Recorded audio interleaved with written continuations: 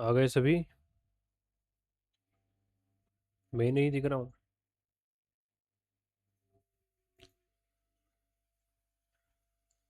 Hmm. Hello and once again welcome all the students to our class. आज हम start करेंगे federalism civics chapter number 2। Lesson number 1 अपन ने कल complete करा है जिसका नाम है पावर शेयरिंग। और पावर शेयरिंग में मेरे ख्याल से मैंने जो PYQs क्वेश्चन आप लोगों को दिए हैं, आप सभी क्वेश्चन प्रैक्टिस शायद कर चुके होंगे, और अगर नहीं करे हो तो जल्दी से कर लो अभी, क्योंकि अपन ने एक ही चैप्टर कंप्लीट करा है तो इसके PYQs मतलब साथ साथ में कंप्लीट हो जाएंगे तो काफ़ी अच्छा रहेगा। अभी अपने पास काफ़ी समय है, जितना लंबे समय तक अपन पढ़ेंगे प्रैक्टिस करेंगे उतना काफ़ी अच्छा रहेगा। तो आज स्टार्ट करते हैं अपना चैप्टर फेडरलिज्म।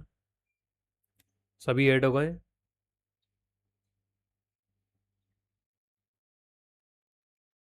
हाँ, ठीक।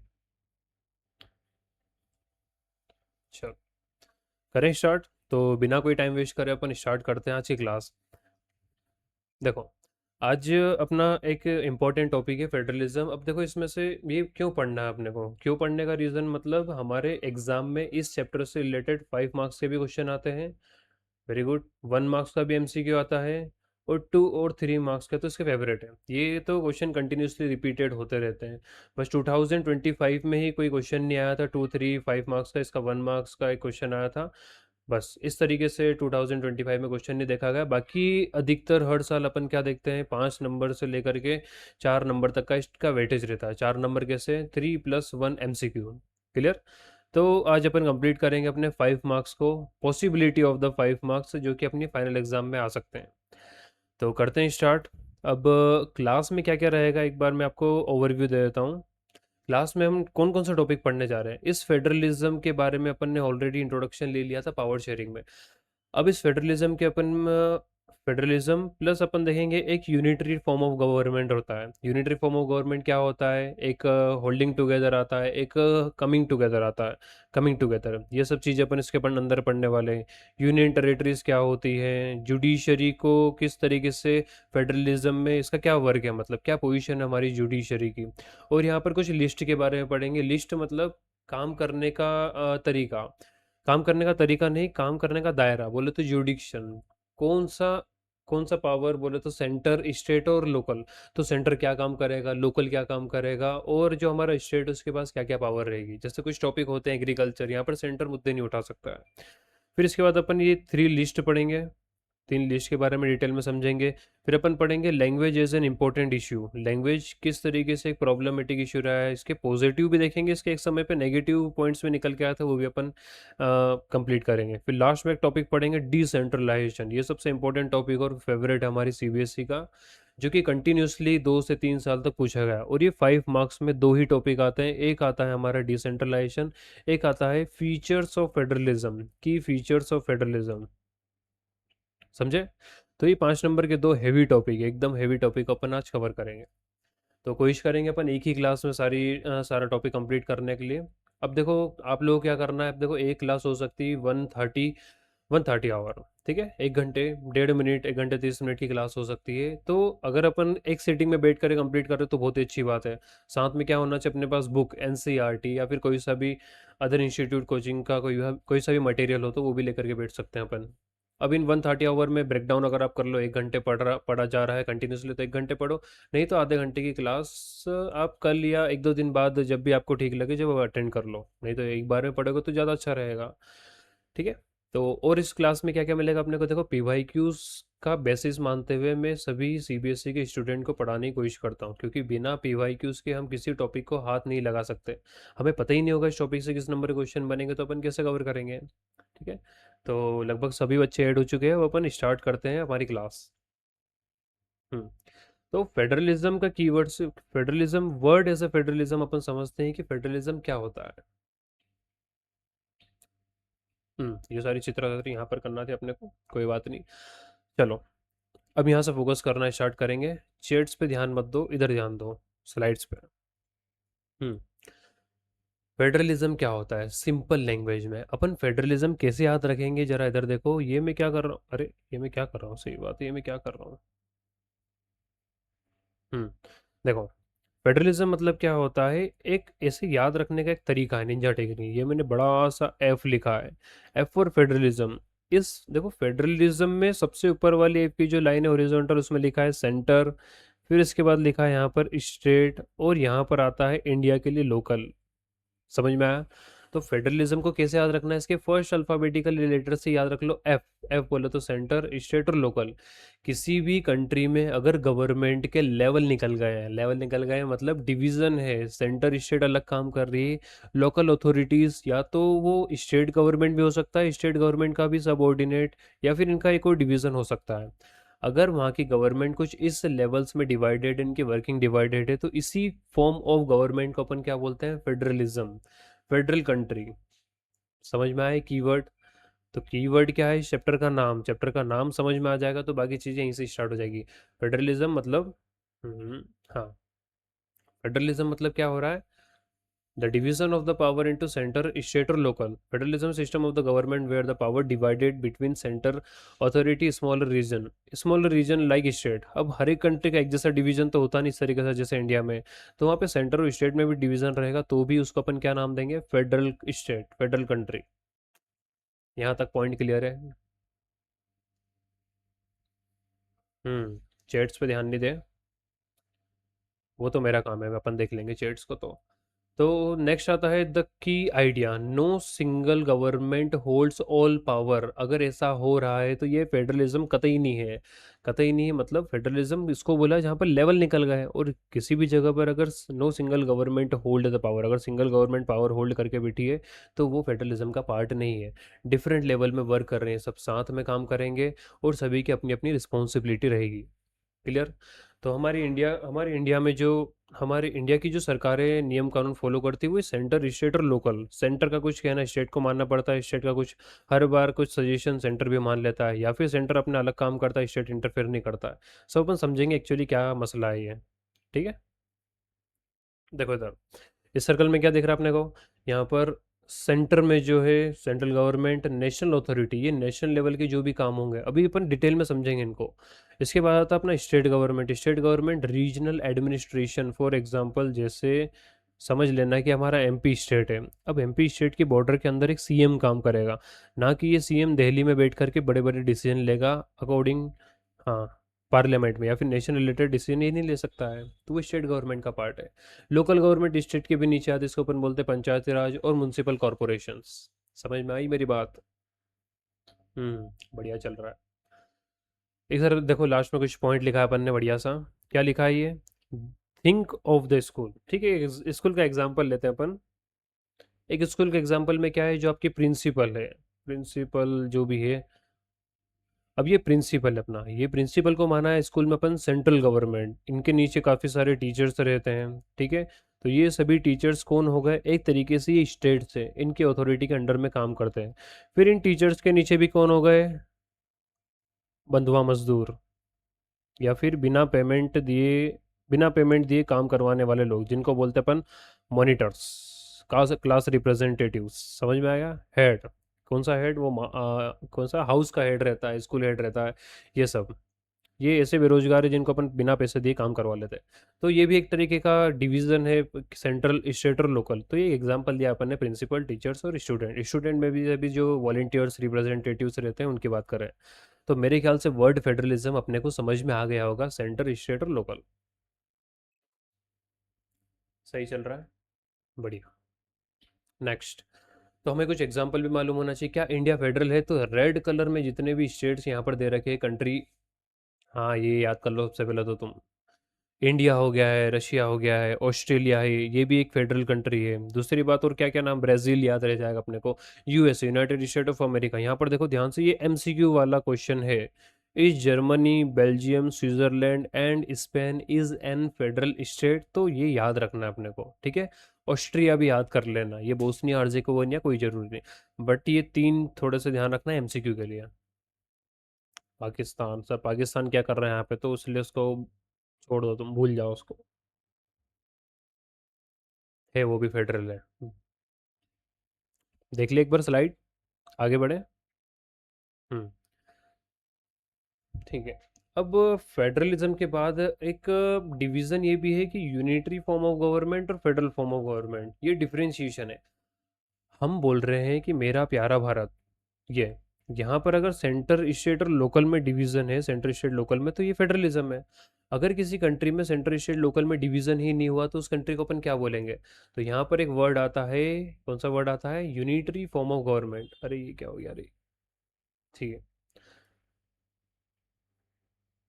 हम्म unitary form of government, unitary, देखो यहाँ पर यूनिटरी वर्ड दिख रहा है। यूनिटरी मीन्स ओनली यूनियन, मतलब वही भीड़ है, जैसे एकमेव सेक्रेटरी।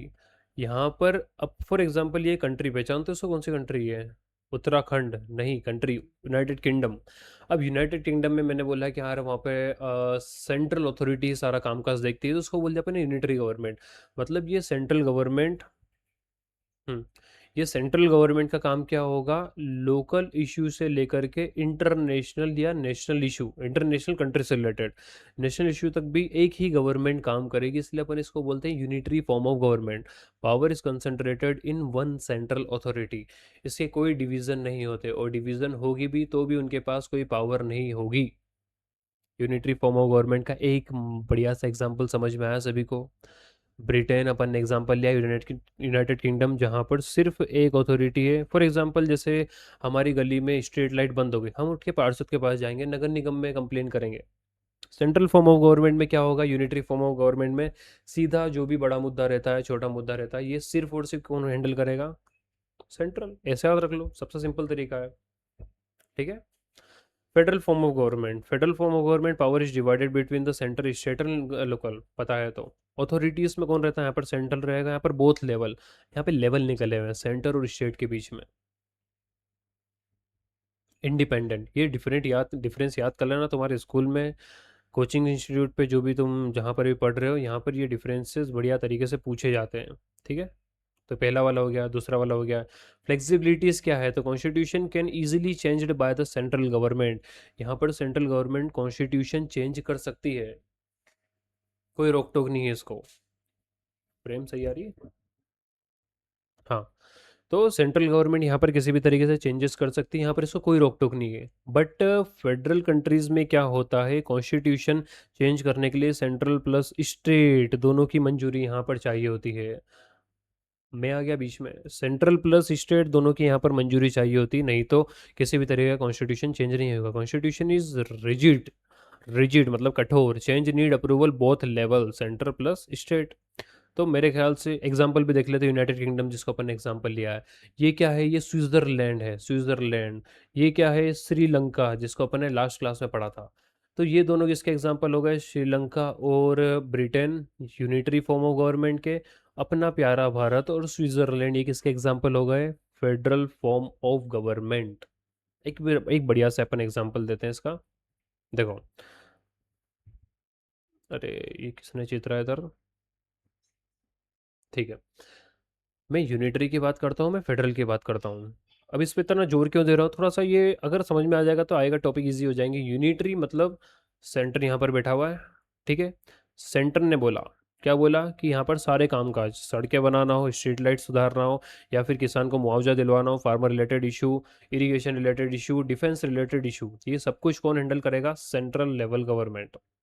इंडिया में क्या है? यहाँ पर सेंटर है, स्टेट है, लोकल है। एक किसान है, इसका नाम है गोलू किसान। किसान गोलू नहीं होते, वो समझदार होते। तो एक बच्चा है, गोलू बच्चा है, जिसका जैसा काम क्या है? खेती बाड़ी करना। अब ये किसान ही कर रहा है, इसने क्या देखा कि यार मौसम में परिवर्तन के कारण, क्लाइमेट चेंज के कारण इसका एग्रीकल्चर डिस्ट्रॉय हो गया, खत्म। अब एग्रीकल्चर खत्म हो गया तो आने वाली नेक्स्ट एग्रीकल्चर साइकिल के लिए इसको क्या चाहिए होगा? लोन या फिर कुछ हेल्प चाहिए होगी, इसको इकोनॉमिकली सपोर्ट चाहिए होगा इसको। अब ये उठ करके हर बार सेंट्रल अथॉरिटी के पास नहीं जा सकता है, क्योंकि अगर ऐसे जाने लगे तो इंडिया की पॉपुलेशन ज़्यादा थोड़ी ना है, 150 करोड़ की पॉपुलेशन है, इतने लोगों को परेशानी आएगी। और सेंटर के पास जाएंगे तो काम काज लोड बहुत ज़्यादा बढ़ जाएगा, और किसी हो सकता है किसी की सुनवाई नहीं हो, इनकी प्रॉब्लम आते आते 10-15 साल हो जाए जब तक इसकी फाइल खत्म हो जाए, ये भी हो सकता है। तो इसलिए हमने क्या करा है, इतनी पॉपुलेशन डाइवर्सिटी के अंदर में हमने डिवीजन करके रखे, लोकल लेवल की प्रॉब्लम यहीं सॉल्व होगी, और अगर स्टेट लेवल थोड़ी बड़ी प्रॉब्लम है तो स्टेट सॉल्व करेगा, और सेंट्रल लेवल ये इंटरनेशनल लेवल पे रिप्रेजेंटेशन, और नेशनल लेवल की जो भी प्रॉब्लम है सेंटर होल्ड करता है। मेरे ख्याल से सफिशिएंट एग्जाम्पल से अपने को समझ में आ चुका है topic. Next, most important topic, इसको हर साल इम्पोर्टेंट मान लो, हर साल अगर तुम अगले साल भी तैयारी करोगे तो भी ये इम्पोर्टेंट है, 40 टाइम स्टार लगा लेना इस पे। अभी 2026 के एग्जाम में ये आ गया 5 नंबर में क्वेश्चन, इतना सिंपल इसका आंसर है, भी मैं समझ लो एक बार फिर मजा आएगा। तो काफ़ी ज़्यादा इंपॉर्टेंट टॉपिक है, फीचर्स ऑफ फेडरलिज्म। कसम सोशल साइंस की बोल रहा हूँ, 100% गारंटी दे रहा हूँ, तुम्हारे स्कूल और कोचिंग के एग्जाम में ये पूछेंगे ही पूछेंगे। अगर नहीं पूछा तो क्या करना है, फिर भी याद कर लो, फाइनल एग्जाम में आ गया तो मैं भी क्या करूँगा उसमें। तो मल्टीपल लेवल्स, ठीक है, अब सब छोड़ के इधर ध्यान दो। हाँ, तो मल्टीपल लेवल्स, पहला फीचर क्या है, multiple levels in government we are adopting federal features, means यहाँ पर सेंटर और स्टेट में काम होगा, पता है हम लोगों को।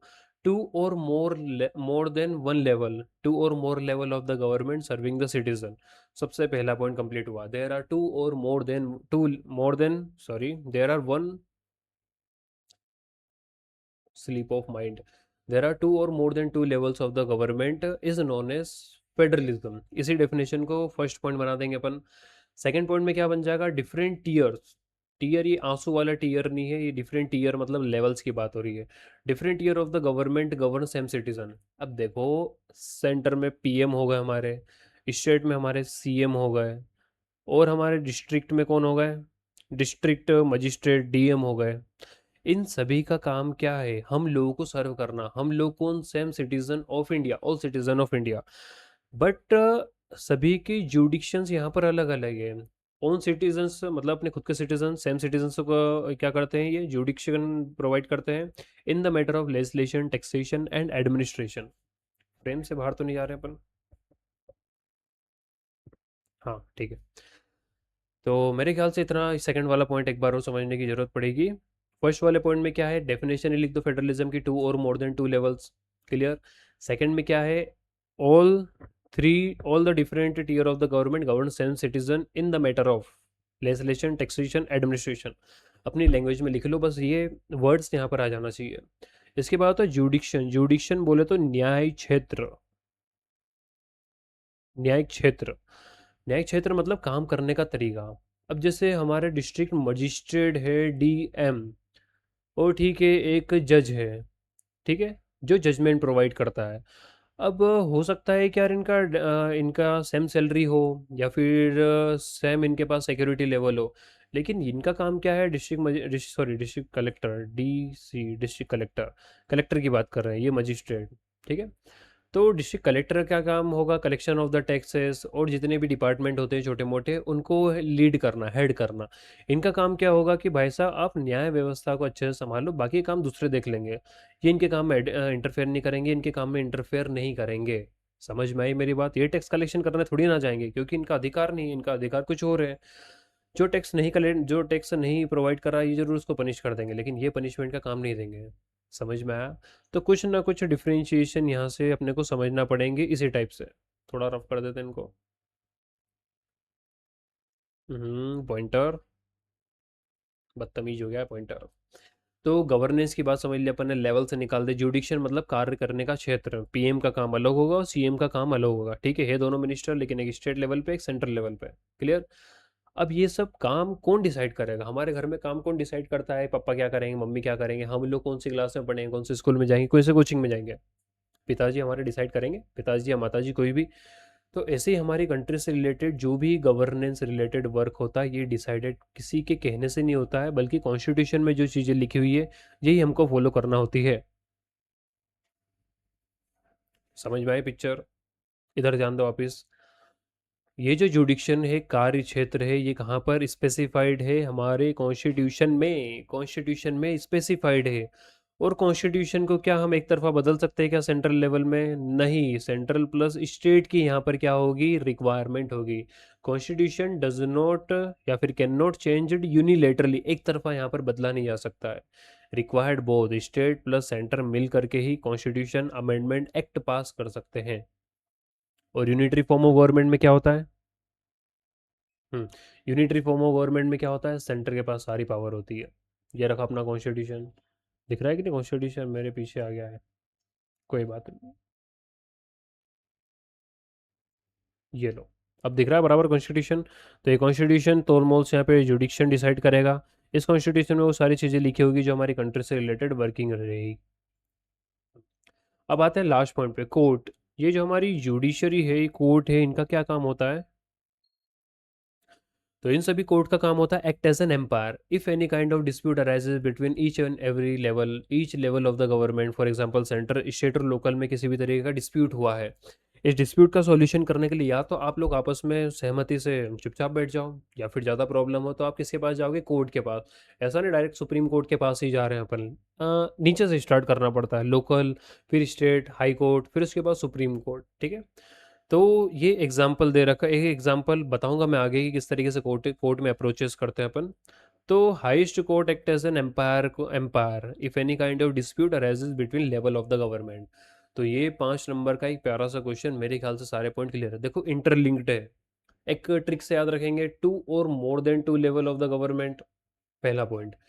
फिर यही गवर्नमेंट में बैठे गए लोग हमको क्या करेंगे? गवर्नेंस, मतलब ये हमको गवर्न करेंगे। किस मामले में? Legislation, taxation, administration. अब ये सारी चीज़ें कहाँ पर मेंशन है? हमारे कॉन्स्टिट्यूशन में। और कॉन्स्टिट्यूशन यूनिलेटरली चेंज नहीं किया जा सकता है। और अगर किसी भी तरीके की समस्या होगी तो कोर्ट करेगा as a umpire, court act करेगा एज एन एम्पायर। तो 5 नंबर में सफिशिएंटली अपन ने ये पॉइंट्स याद कर लिए। एक तो बार रीड कर लेना, स्क्रीनशॉट ले लो, कॉपी में लिख लो, ऐसा तुमको ठीक लगे तो ये 5 पॉइंट लिख के आ जाओगे, 5 मार्क्स पक्के हैं तुम्हारे। ये 2 मार्क्स के लिए एक अलग से क्वेश्चन बनता है, इसको ये फीचर्स में ऐड मत करना, है यही फीचर ही, बट इसको ऐड मत करना। अलग से क्वेश्चन बनेगा, लास्ट ईयर भी शायद बना था, 2022, 2021 में, 19 में, 2-3 बार क्वेश्चन बन चुका है इसका। Federal system has an dual objective. ये ऑब्जेक्टिव क्या? ऑब्जेक्टिव हमारे फेडरलिज्म अपनाने के, टू सेफगार्ड एंड प्रमोट, आवाज़ आ रही क्लियर? हेलो? हाँ, to safeguard and promote unity of the country, to safeguard and promote the unity of country. Camera adjustment सही है, बढ़िया है। हाँ, चैट्स वगैरह पे ध्यान मत दो, कमेंट्स बाद में आराम से कर लेना, पहले पढ़ लेते हैं अपन। तो dual objective to safeguard promote the unity of the country. भाई साहब, फेडरलिज्म अपनाने का मेन मुद्दा क्या है? हमारी कंट्री में इतनी डाइवर्स पॉपुलेशन है, लैंग्वेज के आधार पे, रिलीजन के आधार पे, कल्चर हो गया है, और बहुत सारी चीज़ें। हम लोगों को क्या करना है? इन सभी को यूनाइट करना है। तो यूनाइट अगर अपन करेंगे तो सभी को इक्वल पावर, कोई भी बात है, पावर शेयर करना पड़ेगा। और पावर शेयर का बेस्ट तरीका क्या है? फेडरलिज्म अपना लो guys. To accommodate regional diversity, regional diversity को हमको साथ में लाना पड़ेगा। तो बस ये ड्यूअल ऑब्जेक्टिव है, to promote the unity of the country, safeguard and promote. और सेकंड क्या हो जाएगा? Accommodate regional diversity. I think 5 marks plus 2 marks, ये 6 नंबर। जो पी वाई क्यूज अभी देखेंगे अपन, पी वाई क्यूज बेटा सब लास्ट में करवा दूंगा, एमसीक्यू प्रैक्टिस करेंगे अपन लास्ट में। वो सारे पी वाई क्यूज कब से कब तक का देता हूँ मैं? 2019 से लेके 2025, 26 का अपन एक अलग वीडियो में बना करके प्रैक्टिस करेंगे लाइव। ठीक है, आगे बढ़ते हैं हम। Very good. The roots through which the federalism have been formed. तो फेडरलिज्म किस तरीके से बना गया है? देखो, फेडरलिज्म के भी 2 टाइप होते हैं। फेडरलिज्म एक होता है होल्डिंग टुगेदर, और एक होता है coming together. The type of the federalism, the power is divided in the center over the state government. This process of the federalism मतलब डेफिनेशन याद है? अब इसके टाइप्स, टाइप्स में पहले क्या आता है? Coming, coming together. दूसरा क्या आ जाएगा? Holding, holding together. Coming together मतलब ऐसा फेडरलिज्म जहां पर कुछ सुनो इधर देखो इधर, हम्म, सुनो ध्यान से। कमिंग टुगेदर मतलब क्या होता है? जहां पर छोटी छोटी टेरिटरीज ने साथ में मिल करके एक बड़ा सा यूनियन बनाया हो। For example USA. देखो यहाँ पर अभी स्क्रीन पे देखो, कहाँ गया पॉइंट? ये रहा। यूएसए बोले तो यूनाइटेड स्टेट ऑफ अमेरिका, ये कंट्री का नाम है। क्या हम हमारे इंडिया में लिखते हैं यूनाइटेड स्टेट ऑफ इंडिया? नहीं, हम नहीं लिखते हैं। ये छोटी छोटी कंट्री, इन सभी ने मिल करके, जैसे नेवाडा हो गया, टेक्सास हो गया है, इधर वॉशिंगटन हो गया है, ठीक है, सारे छोटे छोटे रीजन्स ने मिल करके एक यूनियन बनाया है। समझे मेरी बात? इसलिए इसको बोला गया है United state of America. States unite होकर के एक सेंटर बना रहे हैं। हम यूनाइटेड स्टेट ऑफ इंडिया नहीं बोलते हैं, क्योंकि हमने स्टेट्स ने मिलकर ये कंट्री नहीं बनाई, बल्कि कंट्री ने बना है प्यारा सा गुजरात, महाराष्ट्र, कर्नाटका, गोवा, केरला, तमिलनाडु, आंध्र प्रदेश, तेलंगाना, एमपी, ये सारे चीज़ें। समझ में आई मेरी बात? ये दो डिफरेंस समझ गए तो coming together, holding together easy हो जाएगा। अभी द रूट्स इंडिपेंडेंट स्टेट्स और territory coming together on their free will, अपनी मर्जी से साथ में आते हैं, उनको जबरदस्ती नहीं लाया जाता। और इसमें क्या होता है होल्डिंग टुगेदर में, डाइवर्स रीजन लैंग्वेज के नाम पे कम्युनिटीज फॉर्म्स ऑफ फेडरेशन, यहाँ पर इन सभी का एक संघ बनता है, संघ ग्रुप बनता है, रिमेन्स यूनाइटेड, इन लोगों को साथ ही रहना पड़ेगा, कोई यहाँ से बिछड़ के नहीं जा सकता है। हमने बॉन्ड साइन नहीं करे, इन लोगों के बॉन्ड साइन है यहाँ पर। सभी ने बोला है इक्वल म्यूचुअल अंडरस्टैंडिंग से हम साथ में रह रहे हैं। क्या यूनाइटेड स्टेट डिवाइडेड स्टेट हो सकता है? बिल्कुल हो सकता है, ये तो भविष्य बताएगा। एक बढ़िया सा एग्जांपल समझते हैं अपन। देखो, एक ये जो भी अपना, पहले तुम बताओ ये कॉन्टिनेंट कौन सा है? आई की थिंक सो समझ में आ रहा होगा, ये है कनाडा और यूएसए। यूएसए का एक फ्लैग है, इस फ्लैग में अपने को क्या दिखते हैं? 50 स्टार्स। ये 50 स्टार्स क्या शो करते हैं? 50 स्टार्स क्या शो करते हैं? ये शो कर रहे हैं 50 states of USA, United state of America, America. अगर इसमें से एक भी स्टेट बाहर हो जाता है इंडिपेंडेंट, कोई सा भी रीजन इंडिपेंडेंट हो जाता है, छोड़ देता है, तो ये यूनाइटेड स्टेट ऑफ अमेरिका नहीं हो जाएगा, डिवाइडेड स्टेट ऑफ अमेरिका हो जाएगा, यहाँ से एक तारा कम हो जाएगा, तो ये 49 स्टार हो जाएंगे। तो इसलिए अपन इसको बोलते हैं कमिंग टुगेदर। समझ में आए coming together? Very good. Holding together में अपना प्यारा भारत है ही सही, स्टेट जितने भी 27 होंगे, 28 होंगे, 25 थे, 8 स्टेट भी थे एक समय पे, उसके बाद 30 भी होंगे, 40, जितने भी हो सकते हैं, लेकिन हमारे इंडिया के फ्लैग में इनको रिप्रेजेंट नहीं किया जाएगा। ये तो ठीक है, और ना ही इंडिपेंडेंट करने की कभी कोशिश होगी। देखो एक प्यारा सा एग्जांपल, ये दोनों एग्जांपल जो मैं बता रहा हूँ ये कमिंग टुगेदर के हैं। कमिंग टुगेदर, ये दिख रहा है, टेक्सास, न्यू मैक्सिको, एरिजोना, उटा, नेवाडा, ओरिगोन, वॉशिंगटन, मोंटाना, इन सभी ने मिलकर के बॉन्ड साइन करा। ये रहा हमारा यूएसए का फ्लैग, 50 स्टार से ये, ठीक है, 50 स्टार का रिप्रेजेंट करते हैं, स्टेट्स साथ में आया। यहाँ पर देखो ये है ऑस्ट्रेलिया, ऑस्ट्रेलिया का क्या है? वेस्टर्न ऑस्ट्रेलिया, ये इसके स्टेट है, northern territory, Queensland, south Australia, new south Wales, Victoria. ये देखो Melbourne cricket stadium, Sydney, Perth, इतना लंबा ट्रेवल करना पड़ता है क्रिकेटर्स को, बीच में पूरा डेजर्ट है यहाँ पर। ठीक है, तो ये जो स्टेट्स है यहाँ पर इंडिपेंडेंटली थे, इन्होंने साथ में आकर के एक फेडरेशन, सॉरी कमिंग टुगेदर वाला फेडरेशन बना है। इनके फ्लैग में देखो यूनियन जैक, यूनियन जैक क्या रिप्रेजेंट करता है? वही colonial era, colonial British colony, यहाँ पर ब्रिटिशर्स का रास्ता एक समय पे, वो भी हिस्टोरिकल आइडेंटिटी से। यहाँ पर 6 स्टार है, 1 2 3 4 5 6। तस्मानिया देखो, 1 2 3 4 5 6 7, ये 7 कॉर्नर्स रिप्रेजेंट करते हैं, 7 स्टेट्स। ये कुछ कॉन्स्टलेशन, कुछ स्टार्स का अरेंजमेंट है, जो पूरे ऑस्ट्रेलिया से आपको कहीं भी दिख जाएगा, इसलिए उन्होंने फ्लैग में दिखा के रखा है। तो ये कमिंग टुगेदर के एग्जाम्पल्स हैं, क्लियर? होल्डिंग टुगेदर, अब कमिंग टुगेदर क्यों होते हैं, साथ में आने का कारण क्या है? इतनी भीड़ लगाने का और एक कंट्री बनाने का, security purpose guys, security purpose. देखो स्कूल में लड़ाई हो गई, स्कूल में मैटर हो गया, किसी गैंग ने एक बिच्छू को मारा, एक बिच्छू मतलब कोई छोटा बच्चा होगा, नादान बच्चा, अब उसको किसी बिच्छू गैंग ने उठ करके मारा। ये बेचारा अकेला है, इसको भविष्य में खतरा है, फ्यूचर पे आने वाले समय में दोबारा से नहीं चटका दिया जाऊं, तो ये किसी गैंग में शामिल हो जाएगा, ये 4 5 लोगों को और जोड़ेगा, और बोल देगा ये बिच्छू गैंग ने हमको मारा है, तो हम अपनी खुद की गैंग बनाएंगे, इसका नाम क्या रहेंगे? Eagle gang. बन गई ईगल गैंग। तो साथ में आने का कारण क्या है? कमिंग टुगेदर में होने का कारण क्या है? Security purpose. कोई भी बाहर से आके टपली डाउन नहीं कर जाए, बिकॉज टू स्मॉल, काफ़ी स्मॉल स्टेट, देखो ना टेक्सास तो ठीक है काफ़ी बड़ा स्टेट है, ये ऊटा देखो, ये व्योमिंग देखो, ठीक है, और ये ओरिगन, वॉशिंगटन, इतने छोटे छोटे रीजन है, तो आने वाले समय में डर का माहौल कि कोई अटैक करके हमारे को, मतलब हमारे ऊपर डोमिनेट ना कर जाए, इसलिए साथ में आएंगे तो एक ग्रुप बनेगा, और एक संगठन में ही शक्ति है। ये वाला काम करके दिखाया इन्होंने, इसी फॉर्म को बोलते हैं अपन coming together, clear? Security purpose, historical purpose भी हो सकता है, कोई इशू नहीं। होल्डिंग टुगेदर समझ में आ गया, एग्जाम्पल इंडिया है। कमिंग टुगेदर का एग्जाम्पल क्या है? USA, Australia. Very good. आगे बढ़ते हैं, आगे बढ़ते हैं।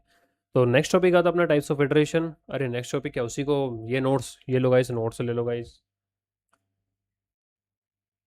कट रहा है, स्लाइड कट रही है ना, कोई इशू नहीं, जीवन में वैसे ही कट रहा है। तो फीचर्स अपन देखते हैं, there are main way federation are formed, ठीक है। अभी फीचर्स क्या है, how formed, independent state joint voluntary, सब साथ में करते हैं ज्वाइन, और लार्ज कंट्री डिवाइडेड पावर, ये एक कंट्री डिसाइड करती है कि किसको किसको कितना एरिया देना है, किसके पास कितनी पावर होगी। सेंट्रल पावर, किसके सेंट्रल पावर वीकर रहती, स्टेट्स आर स्ट्रॉन्गर। मैंने बताया ना, यूएसए में मेरे मन को भाया, मैं यूएसए छोड़ के कनाडा में आया, नहीं कनाडा में नहीं आएगा, वो इंडिपेंडेंट हो सकता है, कोई इशू नहीं। यूएस ऑस्ट्रेलिया कोई कभी भी छोड़ सकता है, लेकिन ठीक है, एक बॉन्ड बना रखा है तो बॉन्ड भी थोड़ा कुछ काम करेगा।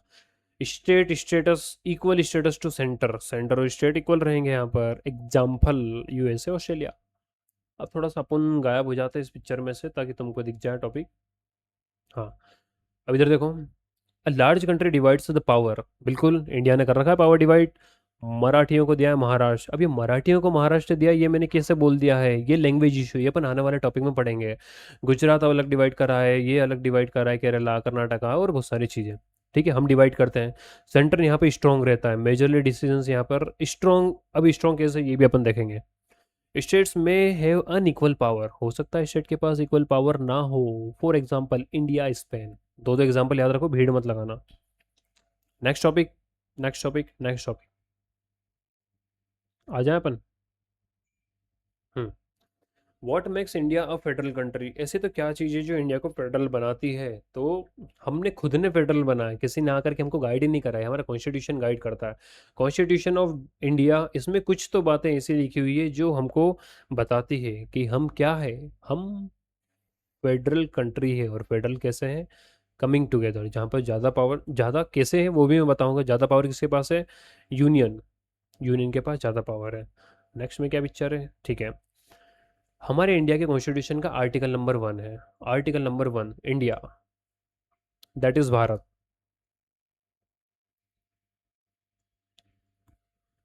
द यूनियन ऑफ स्टेट, ठीक है। ये स्टेटमेंट लिखा हुआ है अपने आर्टिकल नंबर 1 में। अब देखो, ये जो लड़ाई हुई थी एक समय पे, सब नेताओं ने आ गए थे कि इसको इंडिया बोलेंगे, बच्चों बहुत सारे लोगों ने आए थे कि इंडिया बोलेंगे, भारत बोलेंगे। तो हमारे कॉन्स्टिट्यूशन के आर्टिकल नंबर 1 में लिखा है India that is Bharat. Bharat बोलो सही है, इंडिया बोलो सही है, इन दोनों के मैच, इन दोनों के बीच में मैच करा दो तो हिंदुस्तान नहीं जीतेगा, दोनों एक ही है। गवर्नमेंट ऑफ इंडिया दोनों वर्ड यूज कर सकती, इंडिया और भारत, गवर्नमेंट ऑफ भारत भी अपन बोल सकते हैं क्योंकि कॉन्स्टिट्यूशन के आर्टिकल नंबर 1 में ये चीज़ें डिफाइंड है। यूनियन ऑफ स्टेट, हम क्या है, यूनियन ऑफ स्टेट, यूनियन ने स्टेट बना है और हम सब साथ में रहते हैं, ठीक है। कमिंग टुगेदर नहीं, हम होल्डिंग टुगेदर है। तो आर्टिकल नंबर 1 ने काफ़ी हद तक हमको डिफाइन कर दिया। अब जाकर के एक बार आर्टिकल नंबर 1 देख लेना, ये प्रॉपर तरीके से मेंशन है। तो union of state, federation word कहीं भी नहीं लिखा है हमारे कॉन्स्टिट्यूशन में, बस इसकी कुछ पॉलिसीज, पॉलिसी क्या बोल रहा हूँ, कुछ आर्टिकल्स के अंदर ये चीज़ें मेंशनड है कि हम एक फेडरल कंट्री है। कैसे, ऐसे है, हमने हमारी पावर को डिवाइड करके रखा है। इधर इधर ही देख लेते अपन, फिर वहाँ पर जाएंगे। हमने हमारी पावर को डिवाइड करके रखा है, हमने नहीं, ये कॉन्स्टिट्यूशन ने बताया है, कुछ सेवन्थ शेड्यूल, शायद सेवन्थ शेड्यूल की लिस्ट में ये सारी चीज़ें मेंशन है। यूनियन, स्टेट और लोकल गवर्नमेंट क्या क्या काम करेगी, यहाँ पर लिस्ट मेंशन है प्रॉपर तरीके से। अब ये लिस्ट क्या होती है, ये वापस से इंपॉर्टेंट टॉपिक आ गया है गाइस। 2 से 3 मार्क्स, 2 मार्क्स में किसी भी एक लिस्ट के बारे में पूछा जाएगा, 3 मार्क्स में 2 या 3, तीनों को डिफाइन कर दो। और एक प्यारा सा एमसीक्यू भी क्वेश्चन बनता है, विच of the following topic is not included in central list. ये लिखा जाएगा एक, ये लिखा जाएगा एक, ये लिखा जाएगा, फिर ऑल ऑफ द अबाउ, ये बन जाएगा ABCD। बताओ इसका आंसर क्या रहेगा, ऑल ऑफ द अबाउ, इसमें से कोई सी भी सेंट्रल लिस्ट का पार्ट नहीं। तो गाइस, हमको जो भी दे रखा है इस वाली स्लाइड में, सारे एग्जांपल याद करना अपने को, करते अपन। हाँ, ये लिखा 7 शेड्यूल, देखो 7th शेड्यूल में इंडिया के कॉन्स्टिट्यूशन ने डिवाइड करके रखा है सब्जेक्ट्स, कौन कौन सा काम करेगा, कौन व्यक्ति कौन सा काम करेगा, कौन सा लेवल कौन सा काम करेगा। फॉर एग्जांपल मेरा एक ग्रुप है, वो भी ये लड़ी करी थी ना अपन ने, बिच्छू गैंग ईगल गैंग। तो ये है बिच्छू गैंग और ये अपन ने बनाई थी ईगल गैंग, बिच्छू गैंग से लड़ने के लिए। तो ईगल गैंग में मान लो मैं हूँ और तुम मेरे साथ हो, तो मैंने काम दे दिया है कि बेटा तुम क्या लेकर, तुम साइकिल से आना 4-5 लोग, ठीक है, ये मैंने पावर डिवाइड कर दी, सब्जेक्ट डिवाइड कर दिए। एक व्यक्ति वो कुछ लकड़ी उकड़ी लेकर के आ जाएगा, ठीक है, यहाँ पर मारपीट में ज़रूरत पड़ेगी, पता चला अपन ही मार खा के आ रहे हैं। एक व्यक्ति क्या लेकर के आ जाएगा, मोली ग्रेनेड, नहीं ऐसी चीज़ें नहीं लाना, वो पबजी में, हाँ तो पबजी की ऐसी कुछ प्लानिंग करेंगे, तो ये अलग अलग व्यक्ति को अलग अलग काम सौंप दिया कि तुम इस चौराहे पे ये सभी लोग मिल जाना। ये जो काम सौंपना होता है ना, यही होता है अपने को सब्जेक्ट्स प्रोवाइड करना, किसके पास क्या पावर है, कौन व्यक्ति क्या काम करेगा। पिट गया, सब पिट गया, सब पिट गया। क्या हुआ सर, सब पिट गया, क्योंकि पढ़ाई पे ध्यान नहीं दे रहे थे अपन, है ना। बढ़िया। देखो एक बार, क्या देखोगे तुम, मैं बताता हूँ। यूनियन लिस्ट, यूनियन लिस्ट क्या होता है, 97 सब्जेक्ट से, क्या सर ये याद करना है, नहीं। Only the central government can make law. अगर याद करो तो बहुत अच्छी बात है, तुमको थोड़ा सा बेसिक आइडिया रहेगा, नहीं तो कोई इशू नहीं है ऐसा। Central government can make law, किस, यहाँ पर यूनियन लिस्ट में जो भी सब्जेक्ट्स लिखे होंगे उस पर सिर्फ और सिर्फ सेंट्रल गवर्नमेंट ही कानून बना सकती है। फॉर एग्जाम्पल, माइक क्लियर है, हेलो हेलो हेलो, कट रहा है ये वाला पॉइंट, कोई नहीं। Defence, foreign affair, banking, currency, communication, ये याद कर लो। अब देखो डिफेंस रिलेटेड कभी सुना है किसी स्टेट चीफ मिनिस्टर ने बोला है कि डिफेंस से रिलेटेड हम ये काम कर रहे हैं, हम वो काम कर रहे हैं।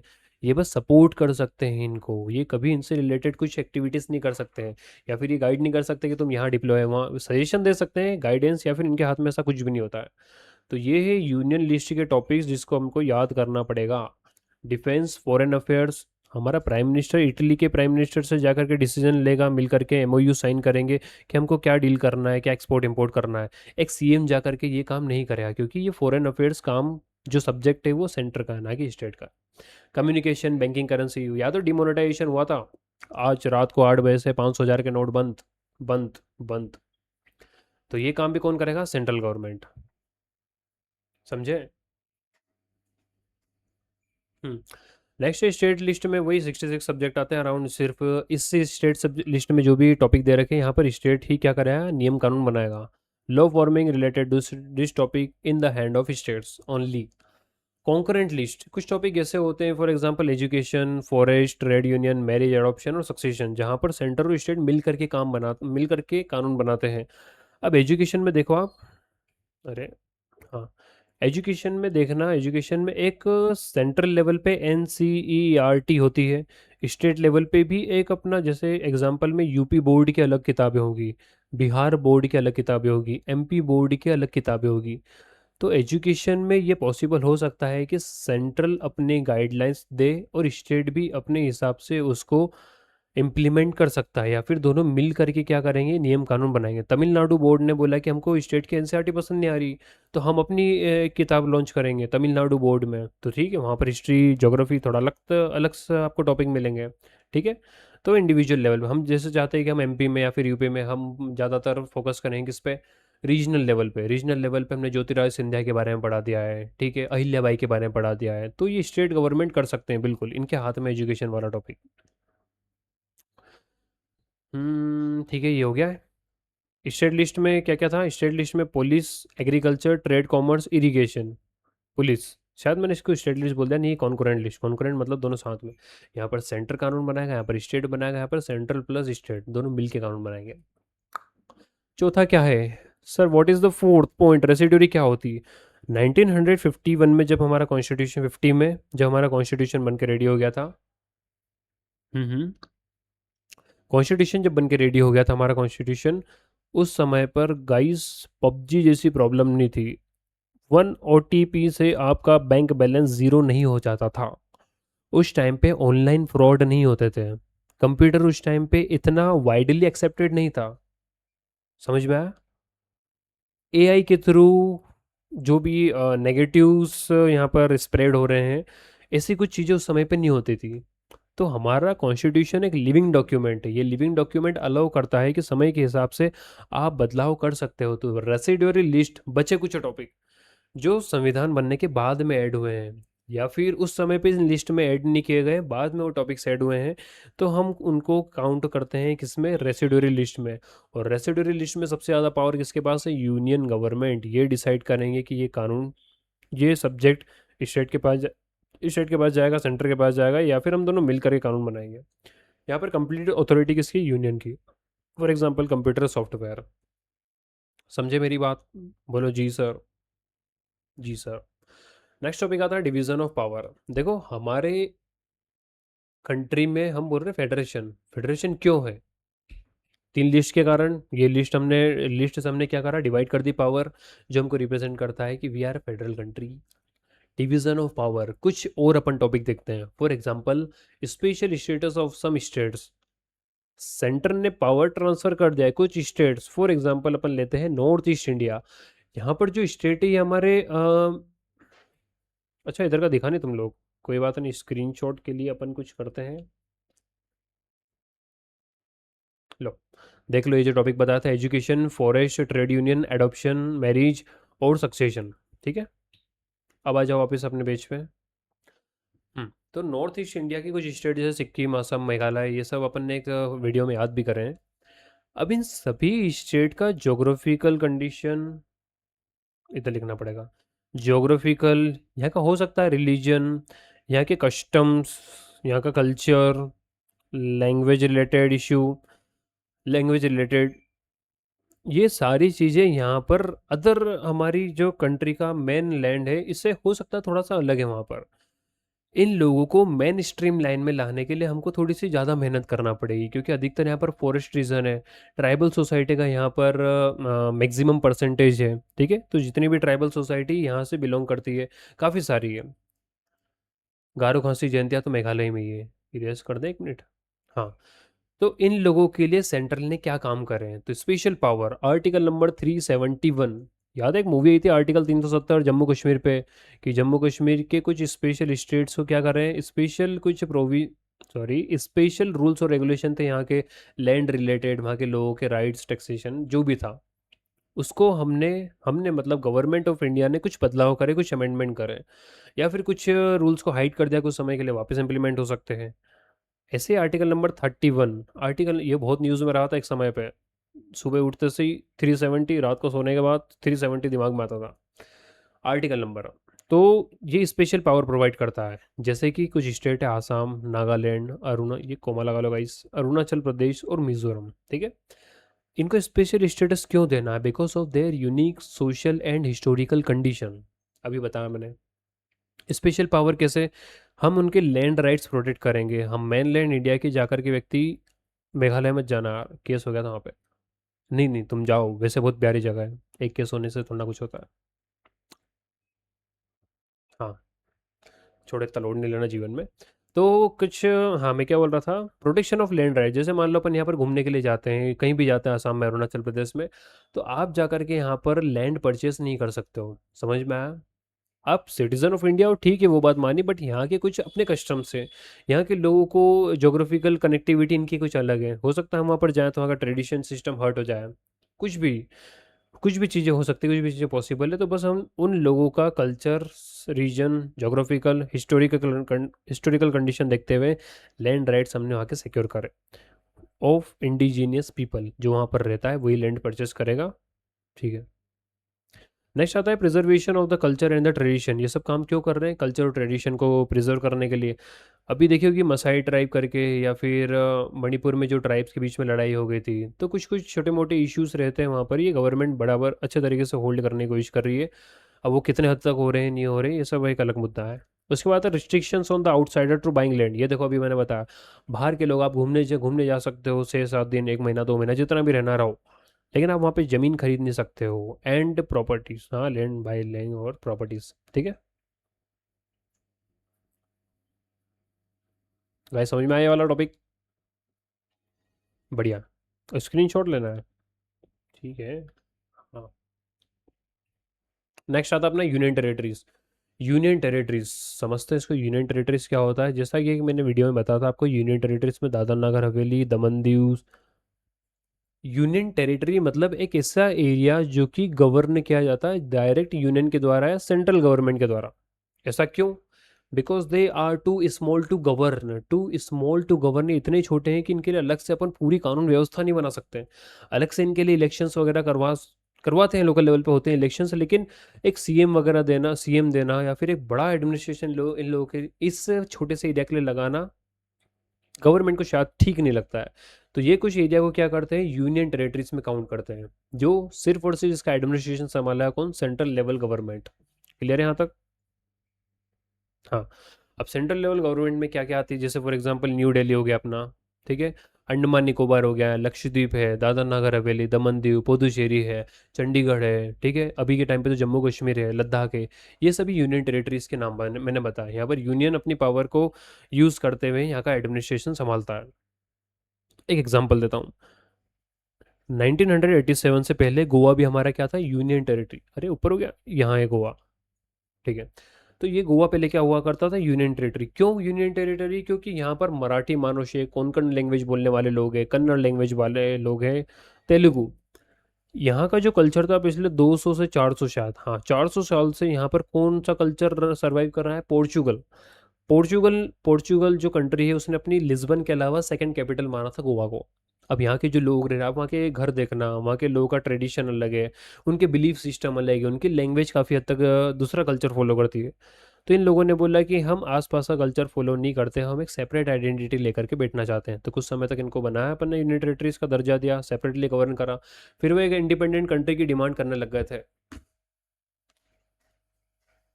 भारत में लेके भारत के विभाजन के बारे में कोई सोचेगा तो फिर क्या होगा।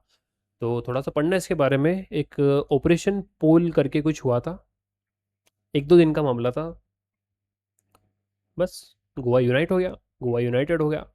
केरला का भी कुछ इस तरीके से यूनिफिकेशन हुआ था। आयरन मैन अपन ऐसे ही नहीं बोलते वल्लभ भाई पटेल को, कुछ तो बड़े बड़े काम करे हैं उन्होंने।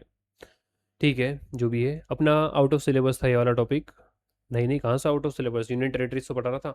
दे are too small to become full states, full fledged state, they can not be merged with other state. क्यों?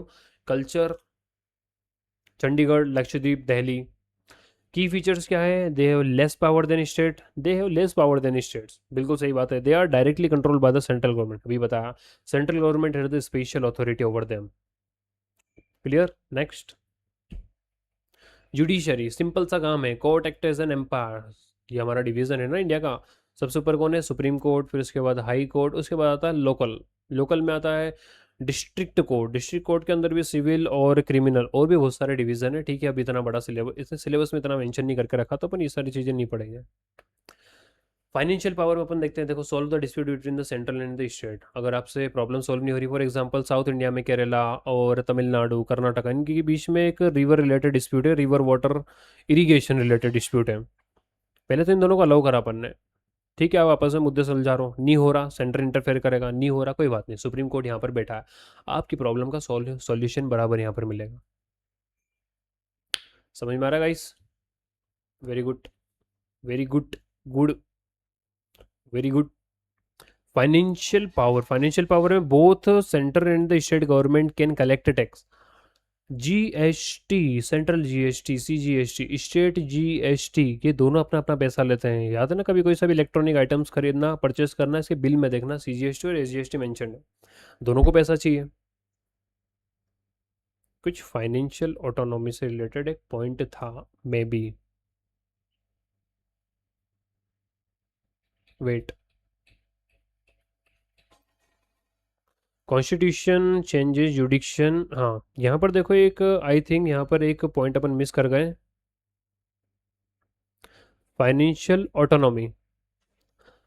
फाइनेंशियल ऑटोनॉमी अपन क्यों बोल रहे हैं भाई साहब, अपन ईच लेवल को गवर्न अगर करने जा रहे हैं तो सभी की जेब में अपना खुद का पैसा होना चाहिए। पिताजी ने बोल दिया बेटे को कि जाओ कुछ सामान खरीद के लाओ, अब वो डिपेंडेंट है अगर पिताजी पे, तो उसको पैसे मांगना पड़ेगी, पिताजी आप दो, जब जाके मैं सामान खरीद के लाऊंगा। अगर वो इंडिपेंडेंट है तो कोई समस्या नहीं, अपने हिसाब से परचेसिंग करेगा, क्वालिटी अच्छी हो बुरी हो, रेट ज़्यादा हो कम हो, ये अपने हिसाब से मैनेज कर लेगा। तो ये फाइनेंशियल ऑटोनॉमी वाला अपना पॉइंट एक मिस हो गया था। अच्छा हुआ, याद आ गया। ये देख लिया अपन ने, ये भी देख लिया अपन ने, यूनियन टेरिटरीज। जुडिशियल चल रहा था, फाइनेंशियल पावर में अपन ने देख लिया, ठीक है। सेंटर और स्टेट के पास, सेंटर और स्टेट के पास अपना अपना टैक्स कलेक्शन करने का अधिकार होता है। They are financially autonomy. For example आपके एरिया में जो पार्षद है, ठीक है, पार्षद के पास पैसा कैसे आएगा? अगर वो मान लो पार्षद हमारा कांग्रेस का है, फॉर एग्जाम्पल बीजेपी का है, और ऊपर बीजेपी का पार्षद है, और ऊपर कौन बैठा है, कांग्रेस बैठा है, कांग्रेस का पार्षद, ऊपर बीजेपी बैठा है। हो सकता है यहाँ पर कुछ मतभेद होने के कारण ये फंड ट्रांसफर नहीं करे, डिले इन डिसीजंस हो, इसकी जेब में इसका पैसा कैसा आएगा? Property tax. हमारे एरिया में जो भी प्रॉपर्टी टैक्स हो कलेक्शन होगा वो पार्षद के पास जाता है, और वो पार्षद उन्हीं पैसों से आपकी गली में ड्रेनेज क्लीन करवाना, वाटर सप्लाई करवाना, स्ट्रीट लाइट फिटिंग करवाना, ये सारे काम उसके होते हैं। अब एक प्यारा सा टॉपिक आता है, how is federalism practice in India. India में फेडरलिज्म कैसे प्रैक्टिस किया जाता है? देखो आज ये हमारा प्यारा भारत कितना सुंदर दिखता है, मर जावा, क्या प्यारा है। तो इस प्यारे भारत में देखो ये जो स्टेट्स की बाउंड्री दिख रही है हमारा, ये गुजरात है, राजस्थान है, ये कौन सा स्टेट है, हरियाणा है, पंजाब है, यूपी है। ये सारे स्टेट आज से कुछ समय पहले मतलब 1947 में ये सारे स्टेट्स नहीं हुआ करते थे। स्टेट थे लेकिन ये सारे इतने छोटे छोटे डिवीजन नहीं थे। छत्तीसगढ़ कब बना? 1 नवंबर 19 नहीं 2000। समझ में आया ये डिवीजन क्यों हुआ? अब देखो एक चीज नोटिस करना, मराठी बोलने वाले को Maharashtra, Konkani Konkan Goa, Karnataka Kannada, Malayalam Kerala, Tamil Nadu Tamil, Andhra language, Telugu language Telangana Andhra Pradesh, Odia Odisha, Bengali waste Bengal Jharkhand, ये हिंदी बेल्ट है, गुजराती गुजरात हिंदी बेल्ट। क्या ऐसा लगता है कि हमको ये इंडिया के जो स्टेट्स है वो लैंग्वेज के अकॉर्डिंग डिवाइडेड है? अभी का मैप अगर देखें तो बिल्कुल लगेगा। अब इसके पीछे की बड़ी पिक्चर है, बड़ी पिक्चर को समझने की कोशिश करते हैं। ये देखो आपके सामने दो मैप एनसीईआरटी में बराबर मेंशन करके रखा है इन मैप्स को। एक मैप 1987 का है, और ये करंट मैप मैं आपको बता रहा हूँ 2026, 26 है ना? हाँ, ये लो, ये अपडेट कर दिया अपन, ये दोनों यूनियन टेरिटरी जम्मू कश्मीर लद्दाख। हाँ 26 का मैप हो गया है। इसमें क्या दिख रहा है? देखो सेंट्रल प्रोविंस काफ़ी बड़ा है, बिहार, अखंड बिहार दिख रहा है। वैसे तो पूरा इंडिया ही बिहार है, लेकिन फिर भी बिहार की एक बाउंड्री सेट है बिहार। ये देखो एक बड़ा सा एरिया, अरे दिल विल किसने बना दिए? यहाँ पर दिख रहा है यूनाइटेड प्रोविंस, राजपुताना स्टेट, कितना बड़ा एरिया है ये। पंजाब, अखंड Punjab, state of west state of India, Junagadh अलग है। बॉम्बे दिख रहा है कितना बड़ा है बॉम्बे, आज की तारीख में छोटा सा एरिया है। मैसूर, ये तो दिखता ही नहीं हमको। ये क्या है? मद्रास, आज की तारीख में क्या इस नाम का स्टेट है क्या? तो ऐसा तो क्या हुआ जो स्टेट्स की बाउंड्री चेंज हो गई फ्रॉम 8 स्टेट टू 27, 28, 29, 30, 40, कितने भी हो सकते हैं। ये भी वीडियो अभी बना रहा हूँ 2026 में, फिर तुम 2030 में देख के बोलोगे सर ने गलत पढ़ा। ऐसा क्यों है? Why this Cola very D? तो इसका कारण अपन समझते हैं। अब देखो इंडिया में कुछ ना कुछ इशू हुए हैं। एक इशू मैं बताता हूँ, फॉर एग्जांपल हमारे इंडिया में आज़ादी की बातें चल रही थी कि 1947 में आज़ादी चाहिए। हमारे जो भी लीडर्स हुआ करते थे, गांधी जी हो गए, वल्लभ भाई पटेल हो गए, नेहरू जी हो गए, जितने भी लीडर्स हैं इन लोगों ने बोला था कि आप लोग यूनाइट रहो। ठीक है, आप लोगों की यूनिटी ही डिसाइड करेगी हमारी कंट्री की इंडिपेंडेंस। अगर आप लोग डिवाइडेड रहोगे लैंग्वेज, कास्ट, कम्युनिटी, रिलीजन के नाम पे, तो फिर हमारा यूनिफिकेशन होना, इंडिपेंडेंट होना थोड़ा मुश्किल हो जाएगा। तमिल व्यक्ति ने बोला कि क्या हमको इंडिपेंडेंट होने के बाद हमारे नाम का स्टेट मिलेगा? बिल्कुल। मलयालम लोगों ने भी डिमांड करी, हिंदी बेल्ट ने तो ठीक है डिमांड करी सही, मराठियों ने भी बोला। मतलब हर एक इंडिविजुअल स्टेट्स की एक समय पे डिमांड, स्टेट्स नहीं बोल सकते अपन, कम्युनिटी की डिमांड थी कि आज़ाद होने के बाद हमें हमारे कल्चर को सेपरेट वे में फॉलो करने का मौका मिलेगा। तो शायद लीडर्स ने हाँ कर दी उस समय पे, बिल्कुल मिलेगा। अब जब आफ्टर इंडिपेंडेंस अपन देखते हैं तो ऐसा कुछ किया नहीं गया। क्यों? Doubt related to the creation of state on the basis of language. डर था कि अगर हमने गुजराती बोलने वालों को गुजरात दे दिया, तमिल बोलने वालों को तमिल दे दिया, केरला मलयालम बोलने वालों को केरला दे दिया, तो हो सकता है हमारा इंडिया डिवाइडेड इंडिया बन जाए इन 27 पार्ट्स, 30 पार्ट्स। कल्चर के हिसाब से हो सकता है 100 भी हो जाए, 1000 भी हो जाए। ऐसा ना हो इसके डर के कारण स्टार्टिंग में कुछ ऐसे डिसीजंस नहीं लिए गए। एक कमेटी आती, JVP कमेटी, जवाहरलाल नेहरू वल्लभ भाई पटेल पट्टाभी सितारामैया, ये 1950s के आसपास बनती है। इसका काम था कि स्टेट्स को डिवाइड करना है। ठीक है, अब स्टेट्स को डिवाइड ही क्यों करना है, पहला क्वेश्चन ये है। अब मैं बता रहा हूँ आपको, कहाँ गया पॉइंट, ये रहा। बॉम्बे से लेकर, सॉरी, एक बॉम्बे करके एक प्रांत था बड़ा सा जिसमें ये सारे एरिया कवर होते थे। अब मैं बॉम्बे का चीफ मिनिस्टर हूँ और मैं बिलोंग करता हूँ गुजरात से। मुझे आती गुजराती, मुझे पसंद है फाफड़ा जलेबी, मुझे पसंद है गरबा। बस मैं थोड़ा सा कम ध्यान रख पाऊंगा इस मराठी डोमिनेटेड बेल्ट पे। ठीक है, कोंकणी लोगों के बारे में शायद मुझे कम पता होगा, हो सकता है कन्नड़ लोगों के कल्चर के बारे में मुझे कन्नड़ या फिर कन्नड़, मेरा प्रोनाउंसिएशन हो सकता है थोड़ा डिफरेंट हो। विवाद हुआ था इस बात पे कुछ समय पहले। तो मैं एज अ चीफ मिनिस्टर अगर यहाँ से बिलोंग करता हूँ तो मुझे इन लोगों के कल्चर के बारे में इतना शायद नॉलेज नहीं होगा, और मैं सभी को यूनाइट नहीं कर सकता हूँ, सीधी सी बात है। नवरात्रि तो 9 दिन की छुट्टी दे दी मैंने, 10 दिन की छुट्टी दे दी। ये बोले हैं कि भाई साहब हमारा भी कुछ त्यौहार आता है, उस दिन पे आप 10 दिन की छुट्टी दो। डिफरेंसेस होंगे। मैं अगर गुजराती लैंग्वेज में स्पीच दे रहा हूँ तो इन लोगों को समझ में नहीं आएगा। फिर ये बोलेंगे या तो आप मल्टीपल लैंग्वेज सीखो या फिर हमारे वर्किंग मल्टीपल लैंग्वेज में हो। इतनी सारी प्रॉब्लम, एडमिनिस्ट्रेशन रिलेटेड प्रॉब्लम को सॉल्व करने के लिए हमें कुछ ना कुछ डिवीजन करना पड़ा था। तो division on the basis of administration हमने पहले एक्सेप्ट करा। क्या क्या था? Geographical division, culture division. Language को लिया था क्या अपन ने? नहीं, लैंग्वेज को डर था हमारे लीडर्स को कि लैंग्वेज को अगर अपन ने एज अ डिवीजन टॉपिक लिया, हो सकता है आने वाले समय पे मैटर हो जाए। बट आज की तारीख में इतने भी स्टेट्स हमारे, वो सब लैंग्वेज के आधार पे। कैसे? ऐसे। कैसे? ऐसे। तो अब समझते हैं अपन स्लाइड से। देखो कहाँ है, हाँ। Linguistic state. हमने 1956 में लैंग्वेज के आधार पे पहली बार स्टेट बना आंध्र प्रदेश, तेलुगु स्पीकर। एक्सेप्ट हुआ वहाँ पे, रिड्यूसिंग द कन्फ्लिक्ट। जो परेशानी वहाँ पर हुआ करती थी, एक पोटी रामालू करके एक लीडर थे जिन्होंने शायद, हाँ ध्यान से सुनना एक बार, एक डिमांड यहाँ पर उठी थी पोटी रामालू करके, पोटी श्रीमर रामालू, नाम में शायद थोड़ा कन्फ्यूजन है।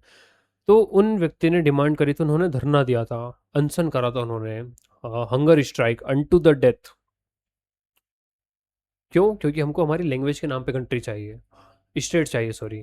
अगर ऐसा नहीं मिला तो हम हंगर स्ट्राइक को कंटिन्यू रहेंगे। आंध्र प्रदेश में सबसे पहले लैंग्वेज रिलेटेड स्टेट बनने का कारण ये था कि ये हंगर स्ट्राइक चलती रही, लीडर्स ने अभी तक लैंग्वेज के नाम पे कोई डिसीजन नहीं लिया। इनकी डेथ हो गई। अब इनकी डेथ होने के बाद जो वायलेंस हुआ है वहाँ पर, तो गवर्नमेंट को मजबूरी में एक्सेप्ट करना पड़ा है। देखो कुछ चीज़ें अपन डिटेल में पढ़ रहे हैं, इसका कारण ये है कि आपके दिमाग में रियलिटी ऑफ द इंडिया, ये जो टॉपिक पढ़ रहे हैं 10th क्लास के बाद में, शायद हो सकता है सब चीज़ें चली जाए, बट आपके दिमाग में इंडिया से रिलेटेड कुछ बेसिक नॉलेज होना चाहिए। इसलिए मैं थोड़ा सा एक्स्ट्रा बताता हूँ। नहीं पसंद आ रहा है, कुछ बच्चों को नहीं पसंद आ रहा है, पसंद तो क्या आएगा ही सही भाई साहब। और अगर लग रहा है तो थोड़ा सा वीडियो आगे बढ़ा देना, बाकी समझना जरूरी है। ठीक है। तो 1956 में पहली बार ऐसा हुआ। Hindi is the mother tongue of 40%। देखा जाए तो हिंदी हिंदी को सबसे पहले एक्सेप्ट करा था कि ठीक है अपन सारे कामकाज हिंदी में करेंगे। बट समस्या ये हुई कि गुजराती, मराठी, बाकी सारे लैंग्वेज बोलने वाले लोगों ने डिमांड करी कि हमारी लैंग्वेज का क्या होगा, क्या हमारा कल्चर वाइप्ड आउट हो जाएगा। इमेज पूरी दिखा देंगे, भी रुक जाओ। कि हमारा कल्चर वाइप्ड आउट हो जाएगा, ऐसा कुछ हो जाएगा, वैसा कुछ। तो कुछ समय तक फिर अपन ने इंग्लिश को एज ऑफिशियल लैंग्वेज अपन ने माना, बट 1965 तक जाता था हमने इसको भी क्या कर दिया, एंड कर दिया, स्टॉप कर दिया एज ऑफिशियल लैंग्वेज। देखो यहाँ पर क्या लिखा, बेटर गवर्नेंस। आंध्र प्रदेश में लैंग्वेज के नाम पे डिवाइड करने के बाद लग रहा था कि यहाँ पर बेटर गवर्नेंस हो सकती है, और बिल्कुल हुई भी सही वहाँ पर। लैंग्वेज पॉलिसी ऑफ इंडिया में क्या है, आज की तारीख में हिंदी, इंग्लिश, संस्कृत, कोई भी लैंग्वेज ऑफिशियल लैंग्वेज नहीं है। बल्कि क्या है, कोई शेड्यूल नंबर शायद 8 थे जहाँ पर डिफाइन करके रखा है 22 languages are the language of India, ना कि लैंग्वेज ऑफ गवर्नमेंट। कोई भी एक लैंग्वेज, ना तो हिंदी, इंग्लिश, मराठी, ऐसा कोई सेपरेट लैंग्वेज नहीं दे रखी। 22 लैंग्वेज में आपकी यूपीएससी, देखो सेंट्रल लेवल के जो भी काम होंगे, फॉर एग्जांपल मोदी जी यहाँ पर भाषण दे रहे हैं, सेंट्रल लेवल पे स्पीच हो रही है 26 जनवरी को, स्पीच डिलीवर होगी, हो सकता है उनको हिंदी लैंग्वेज आ रही है तो हिंदी लैंग्वेज में देंगे स्पीच।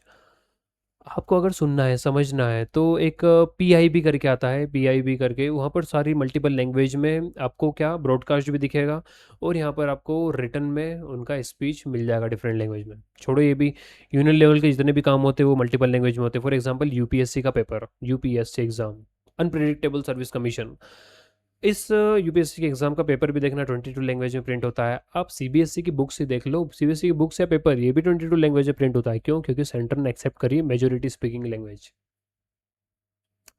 देखो तमिलनाडु में काफ़ी वायलेंटली इस प्रोग्राम को देखा गया कि आप हिंदी लैंग्वेज को भी ऑफिशियल मत रखो, हिंदी इंग्लिश को भी मत रखो, या फिर इंग्लिश को भी रखो तो हमारी लैंग्वेज का क्या होगा। तो 70 तमिल्स वर डाइड।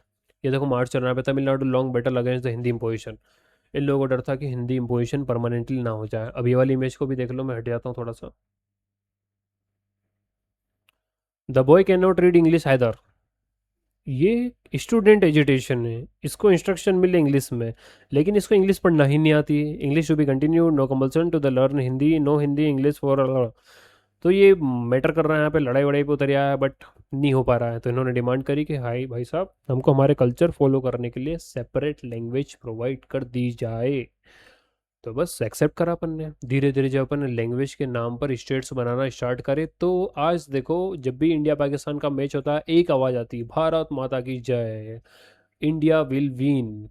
ठीक है, उस स्टेडियम में, भले वो मैच चेन्नई में हो रहा हो, कहाँ पर भी हो रहा हो, बट उस स्टेडियम में सभी एक ही नारा गाते हैं, we India will win this match, Bharat माता की जय।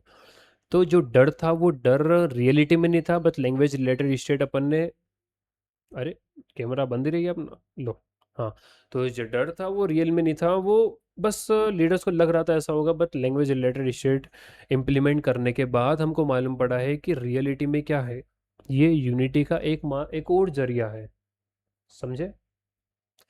तो सर ये जो लिस्ट आपने दे रखी है, क्या ये पूरी याद करना है? पूरी तो मत करो, कुछ कुछ याद कर लो। जैसे इसमें एमसीक्यू बने थे, बताओ बोडो, क्या बोडो लैंग्वेज हमारे इंडिया के कॉन्स्टिट्यूशन के 22 लैंग्वेजेस में से है? पता होना चाहिए। तो बोडो है क्या? बोडो है क्या? बी4 बोडो है क्या? संस्कृत है? बिल्कुल है। क्या इंग्लिश है? सर नहीं है। इंग्लिश क्यों नहीं है? देखो एक बार लिस्ट में इंग्लिश कहीं नहीं दिखेगी आपको। इंग्लिश को अपन ने 22 लैंग्वेज में नहीं रखा गया। तो सर सारे काम काज तो इंग्लिश में होते हैं, बट ऑफिशियल लैंग्वेज में वो नहीं है। इस चीज़ का ध्यान रखना। इंग्लिश के नाम पे बहुत सारे बच्चे प्रीवियस ईयर के पेपर जब अटेंड करे थे, तो काफ़ी सारे बच्चों ने मिस्टेक करी, एक एक नंबर गवाया। 79 मार्क्स आए बच्चों को, कितना बुरा लगा होगा जब ये लिस्ट वो अच्छे से देख करके नहीं गए। समझे? क्या क्या याद रखना है मैं बता देता हूँ, जो एमसीक्यू अभी तक आए हैं। 0.1% लैंग्वेज संस्कृत बोल रहे हैं, संस्कृत याद रखो जो क्वेश्चन पूछे गए। मराठी, नेपाली, क्या नेपाली लैंग्वेज है? नेपाल तो अलग कंट्री है, तो हमारे इंडिया में 22 लैंग्वेज में क्यों ऐड करेंगे, बट है वो। महाराष्ट्र में काफ़ी सारे लोग बोलते हैं। और कौन सी एग्जाम में आ चुकी है? गुजराती, डोगरी, बोडो, बोडो, संस्कृत, इंग्लिश, हाँ, ये सारा एग्जाम में आ चुका है एमसीक्यू के नाम पे, तो ध्यान रखना। और एक बार जस्ट एक ओवरव्यू लेना कि कौन कौन। उर्दू तो कोई बोलते ही नहीं सर, फिर भी है वो लैंग्वेज, काफ़ी सारे लोग बोलते भी हैं। ठीक है सर। भोजपुरी, भोजपुरी का एक अच्छा इशू है, 2025 में ये एमसीक्यू आया था, एक नंबर है, क्या भोजपुरी ऑफिशियल लैंग्वेज है? अगर मैं बिना इस लिस्ट को देखे, अगर देखा जाए तो काफ़ी सारे लोग बोलते हैं कि बहुत बड़ा बेल्ट है। देखो भोजपुरी में हमारे आईपीएल की भी कमेंट्री होती है, बहुत बड़े लैंग्वेज बेस पे लोग बिलोंग करते हैं। मूवीज़ जो बनती है, गाने भी एक से एक बनते हैं इसके। लेकिन भोजपुरी ऑफिशियल लैंग्वेज क्या 22 लैंग्वेज में शामिल नहीं है। कन्फ्यूजन वाले पॉइंट ही एमसीक्यू बनते हैं, ध्यान रखना है। इसमें भोजपुरी नहीं है, तो क्या सर आगे ऐड होना चाहिए? हो सकती है, होना भी चाहिए, हो भी सकती है। ये तो गवर्नमेंट ऑफ इंडिया डिसाइड करेगी, हम क्या करेंगे यहाँ बैठे बैठे। आप पढ़ाई करो। नेक्स्ट आता है सेंट्रल स्टेट रिलेशन। देख लो एक बार इमेज देख लो ध्यान से।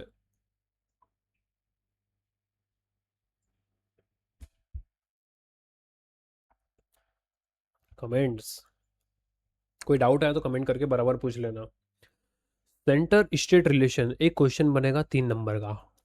बनेगा? जी सर, बनेगा। सेंटर स्टेट रिलेशन क्या होता है? अब देखो पहले इमेज समझते अपन। ये इंदिरा गांधी के टाइम का शायद एक कार्टून है। यहाँ पर ये बिहार है, बिहार है, केरला, केरला, हरियाणा, बंगाल, जो भी है, ये सारे चीफ मिनिस्टर इस लाइन में लगे हुए हैं कटोरा लेकर के। मींस दे वांट समथिंग, ये क्या पावर मांग रहे हैं कि हे मालिक सेंट्रल गवर्नमेंट हमको कुछ पावर दे दो। कहाँ का ये पावर ऑफ द स्टेट्स? अरे, हम्म, हम डिमांड कर रहे हैं कि हमको भी कुछ पावर दे दो, मतलब सेंटर यहाँ पर डोमिनेट करता हुआ दिख रहा है। सेंटर यहाँ पर क्या दिख रहा है? डोमिनेट करता हुआ। अब अगर स्टेट्स को पावर मांगना पड़ रही है, तो क्या हम ट्रूली फेडरल कंट्री है क्या? इसको छोड़ो, इस इमेज को छोड़ो, क्या हम अभी के टाइम पे क्या ट्रूली फेडरल कंट्री है क्या? नो।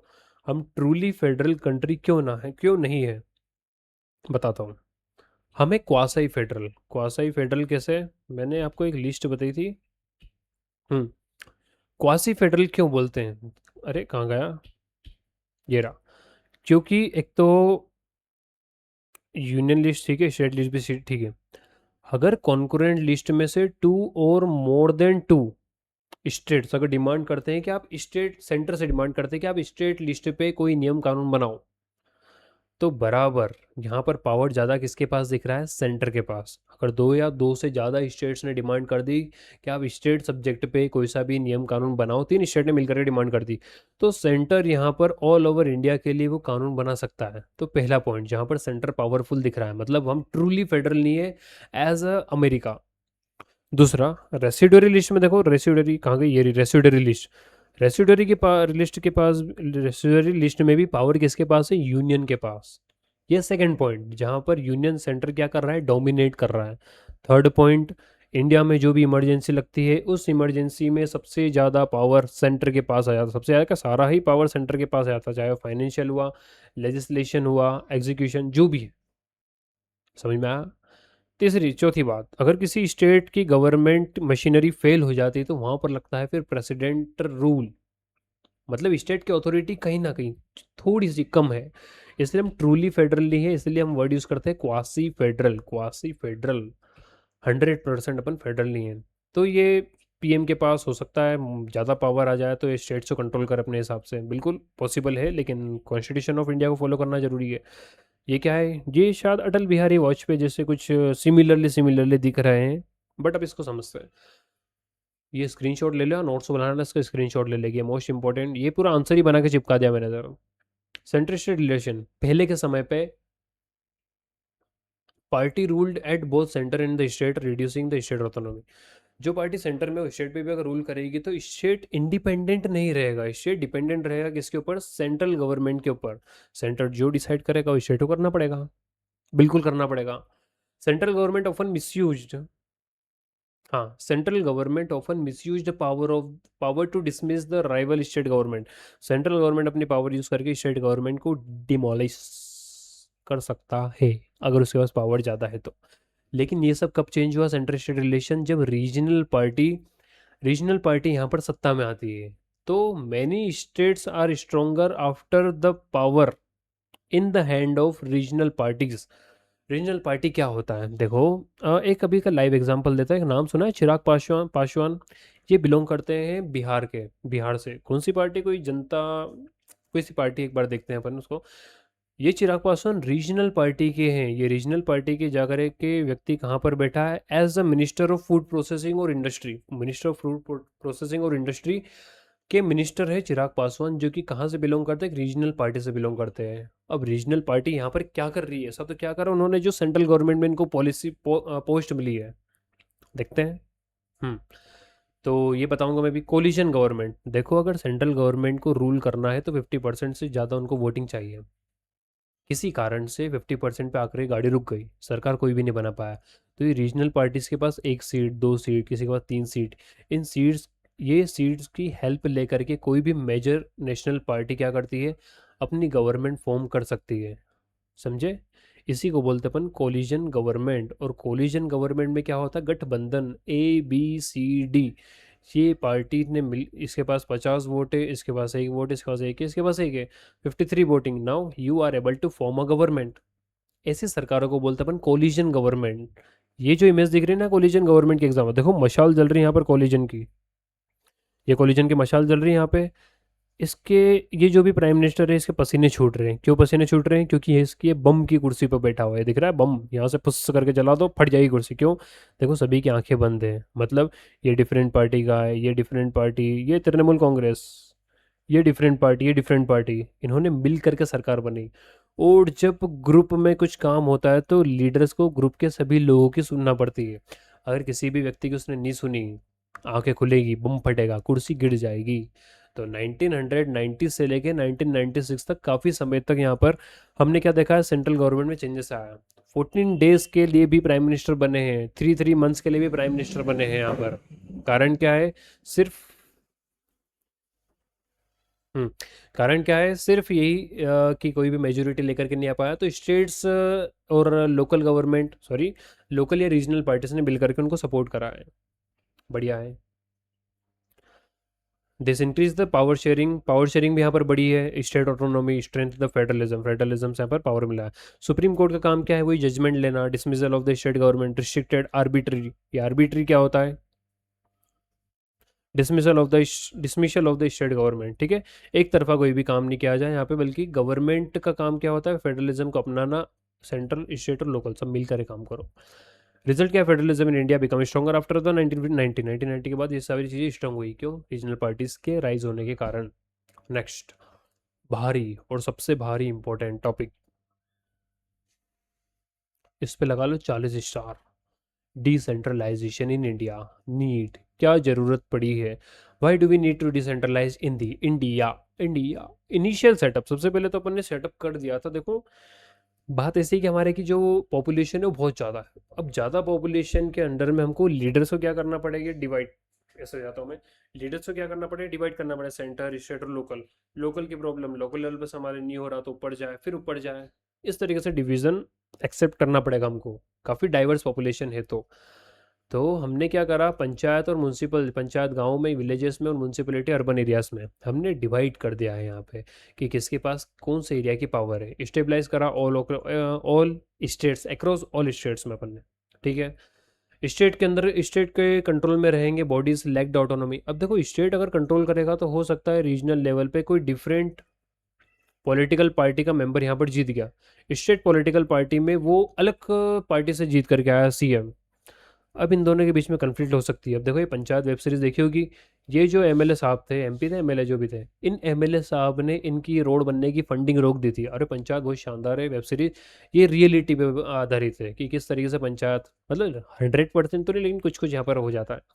तो ये एमएलए ने इनकी फंडिंग रोक दी थी, कुछ याद हो तो, रोड बनने के लिए। क्यों, क्योंकि इनके मतभेद थे, मनभेद और मतभेद। अब ये सचिव, ये क्या एग्जीक्यूटिव, तो इसको बैलेंस करके चीज़ें रखना पड़ेगी, गवर्नमेंट के द्वारा अपॉइंट किया गया है कि मैं दिख, मेरे कारण ये दिख नहीं रहा है ना, कोई इशू नहीं, मैं यहाँ पर लिख देता हूँ। पढ़ने आया भैया, पढ़ो एकदम मस्त तरीके से पढ़ो, सुनो समझो।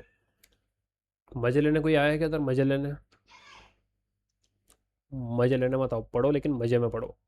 हम्म तो क्या दिखा रहा था मैं, स्टेट, ये जो पंचायत है यहाँ पर फंडिंग्स वगैरह की प्रॉब्लम हो सकती है, तो यही पॉइंट भी यहाँ पर कवर कर रहा है। स्टेट कंट्रोल के कारण, direct administrative control to their representative of the state government, lack of autonomy. वो टंकी याद है, टंकी छोड़ो। तो बता नहीं, इरेगुलर इलेक्शन, पहले के समय पे 1990 से पहले, 92 से पहले यहाँ पर रेगुलर इलेक्शन नहीं हुआ करते थे। एक बार कोई जीत गया तो बस पता ही नहीं कोई इलेक्शन के कब हो रहे हैं, कौन लीडर आ रहा है। डिलेड भी हो जाते थे या फिर इग्नोर कर दिया जाता था, ये समस्या थी। वोटिंग वगैरह के इक्वल राइट्स तो थे वैसे, लेकिन प्रॉब्लम बहुत सारी थी। सॉल्यूशन क्या है मैं बताऊंगा ना आगे। लेक ऑफ रिसोर्सेज, पैसा नहीं है हमारे पास, ग्रांट्स सप्लाई नहीं हो पा रही ऊपर से स्टेट से, इक्वल ट्रीटमेंट नहीं हो पा रहा है। सबसे इंपॉर्टेंट तो क्या है भाई साहब, पैसा। पैसा अगर आपके पास आ रहा है तो आप सारे काम कर सकते हो एज ए लीडर। सही चल रहा है सब कुछ बढ़िया। Ineffective impact due to the lack of authority fundings, ये नहीं हो पाने के कारण इनके सड़कें नहीं बन पाती है, पानी नहीं आ पाता, इलेक्ट्रिसिटी नहीं आ पाती, तो यहाँ पर प्रैक्टिस नहीं हो पा रही थी सही से डिसेंट्रलाइजेशन। फिर हमने क्या करा, हमने करा ये step taken toward the decentralization. देखो कॉन्स्टिट्यूशन का 73rd और 74th अमेंडमेंट एक्ट पास हुआ है, जिसके बाद हमने इम्प्लीमेंट करा है पंचायती राज, और अर्बन एरिया के लिए हमने इम्प्लीमेंट करा है म्यूनसिपल कॉरपोरेशन। आपने डिस्ट्रिक्ट में देखना, जो पानी के वाटर टैंकर्स होते हैं या फिर जो वाटर टैंक बने होते हैं उस पर लिखा रहता है, फॉर एग्जांपल मैं बताता हूँ इंदौर का, IMC, Indore municipal corporation, BMC, Bhopal municipal corporation. इसका काम क्या होता है, सिर्फ अपने डिस्ट्रिक्ट रिलेटेड इश्यूज को सॉल्व करना।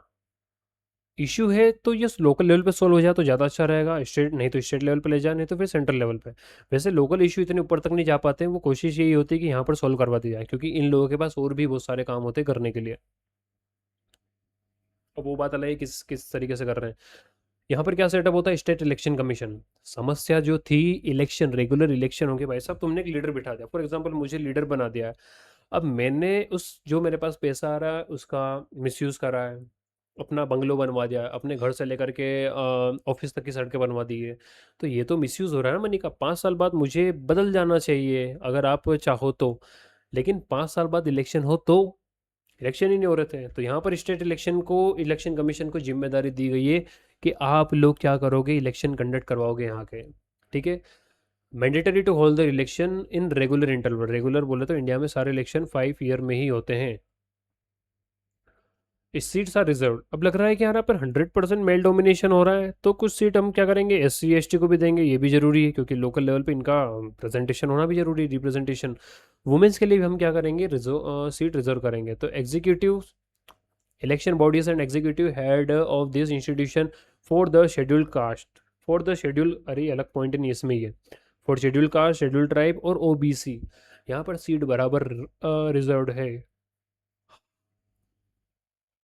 At least 1/3 of the all position, 1/3 यहाँ पर वुमेन, दो वुमेन वुमेन रिजर्वेशन को लेकर के भी बहुत मारामारी चल रही है सेंट्रल लेवल पे। An independent institution, state election commission, अभी बताया मैंने आपको, जो ही क्या करवाएगा, कंडक्ट करवाएगा पंचायत और म्यूनसिपल के elections. The state government require to share some power, power share करना पड़ेगी। फंडिंग्स आपको रेवेन्यू दिख रहा है, रेवेन्यू पैसा देना पड़ेगा, लेकिन ये हर स्टेट में अलग अलग होता है। MP में अलग हो सकता है, महाराष्ट्र में अलग होगा और UP में हो सकता है अलग हो, बट ग्रांट्स प्रोवाइड करना पड़ेंगे ताकि लोकल लेवल का भी डेवलपमेंट हो सके। समझ में आई मेरी बात? देखो, वुमेन कोटा बिल अभी चल रहा है, वैसे तो इम्प्लीमेंट हो चुका है, लेकिन फिर भी सेंट्रल लेवल पे डिस्प्यूट्स बने हुए हैं। अब ये सेंट्रल लेवल अपन किस तरीके से दें? देखो, पहले अपन इस वाले डायग्राम को देखो। सबसे ऊपर आता है जिला परिषद, जिला परिषद, फिर नीचे आता है पंचायत समिति, ग्राम पंचायत। ग्राम पंचायत क्या होती है? इधर आगे एक डायग्राम रखा था अपन ने। हम्म। कहाँ गया ये? अरे आगे, पीछे चले गए थे अपन। देखो, एक गांव के नीचे, गांव में किसी भी पेड़ के नीचे बैठ करके पांच लोग, जो भी ये पांच, 1 2 3 4 5, ये पांच लोग बैठ करके क्या कर रहे हैं, अपने गांव के लोगों की जो भी समस्या है वो समस्या का समाधान कर रहे हैं। ये बोलते हैं कि रमेश बेकार है, ये बोलते सुरेश भी बेकार है, ये बोलता कोई नहीं मेरा पति बेकार है। जो भी कुछ यहाँ पर इश्यू होंगे इनके, इन लोगों ने जाकर के इनको बताया। अब ये पंच लोग, ये जो पंच बैठे हैं, ये पांचों के पांचों लोग मिलकर के डिसाइड करेंगे कि इस प्रॉब्लम का सॉल्यूशन क्या है। फिर उसने बोला कि ये सब घर भर, इसने बोला भाई साहब ये, अरे देखो ये सब देख रहा है, ये बोल रहा है कि भाई साहब तुम कर क्या रहे हो, तुम किस बात पे लड़ाई कर रहे हो, हमारी तो खेती, खेती में समस्या आ गई, तुम घर के लिए बातें लेकर के आ गए हो, हमारे घर में चूहे बहुत हो रहे हैं, ये परेशान कर रहा है वगैरह वगैरह। ठीक है, सारी प्रॉब्लम का सॉल्यूशन पंचायत। आप लोग चले जाओ पंचायत में, दिख रही है ना इमेज, कट तो नहीं रही? हाँ बढ़िया।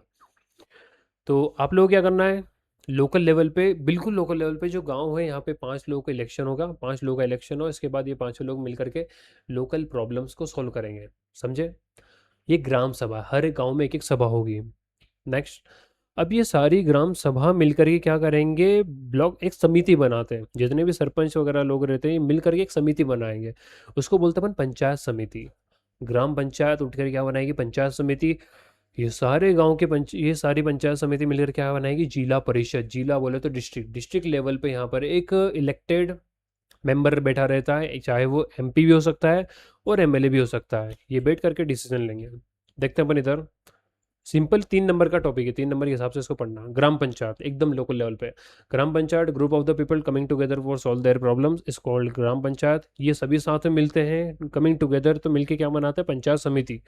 और ब्लॉक लेवल और मंडल, ये 3 नाम इसके ध्यान रखना, मंडल भी बोलते हैं, ब्लॉक भी बोलते हैं और समिति भी बोलते हैं। जब सारी ग्राम सभा मिल करके ग्रुप बनाएंगे, उसको बोलते हैं पंचायत समिति। ठीक है।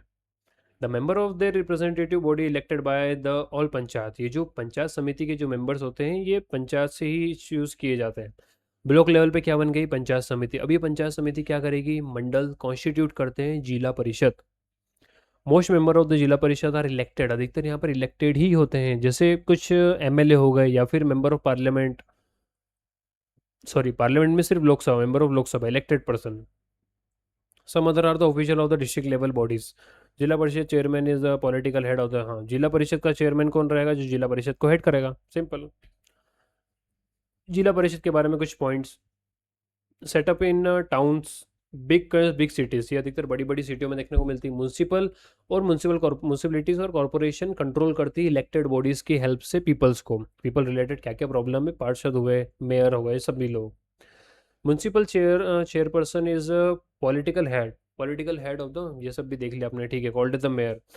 म्यूनसिपल कॉर्पोरेशन का ऑफिसर को क्या बोलते हैं अपन, मेयर बोलते हैं। तो काफ़ी बढ़िया टॉपिक्स थे ये, पंचायत के बारे में थोड़ा समझ में आया होगा, बस ध्यान में क्या रखना है, अरे ये वाला थोड़ा सा डायग्राम आप याद रखना। ग्राम सभा से क्या बनती है? सारी ग्राम पंचायत मिलकर क्या बनाती है? पंचायत समिति। पंचायत समिति के बाद ये सब मिलकर क्या बनाते हैं? जिला परिषद। यहाँ पे जो मेंबर रहता है इलेक्टेड रहेगा, या तो मेंबर ऑफ पार्लियामेंट लोकसभा, या फिर क्या रहेगा? MLA, member of legislature assembly. Clear? ये थोड़ा सा ईयर ध्यान रखना है क्या? तो गाइस बिल्कुल ही ईयर ध्यान में रखना, 1972, 73 और 74 कॉन्स्टिट्यूशन अमेंडमेंट एक्ट के बाद लोकल लेवल की गवर्नमेंट इंप्लीमेंट हो गई। पूरे वर्ल्ड में सबसे बड़ा और सबसे इम्पोर्टेंट बोल सकते हैं डिसीजन है, जहाँ पर इतनी बड़ी डेमोक्रेटिक गवर्नमेंट के बीच में भी लोकल लीडर्स को लोकल लीडर्स को पोजीशन प्रोवाइड करना। ठीक है, तो ये था अपना प्यारा सा चैप्टर। लास्ट में वाई फेडरलिज्म इज मैटर, ये क्वेश्चन 1-2 नंबर का बना था। ये डाइवर्सिटी, जैसा अपन ने देखा था ना, वो क्या देखा था? आउटकम्स ऑफ फेडरलिज्म, ऐसा कुछ टॉपिक था, सबसे स्टार्टिंग में अपन ने देखा था। कहाँ गया? आउटकम्स के objective, sorry, dual objective federalism. ये सेफगार्ड करता है, प्रमोट करता है, इसी अपने को क्या।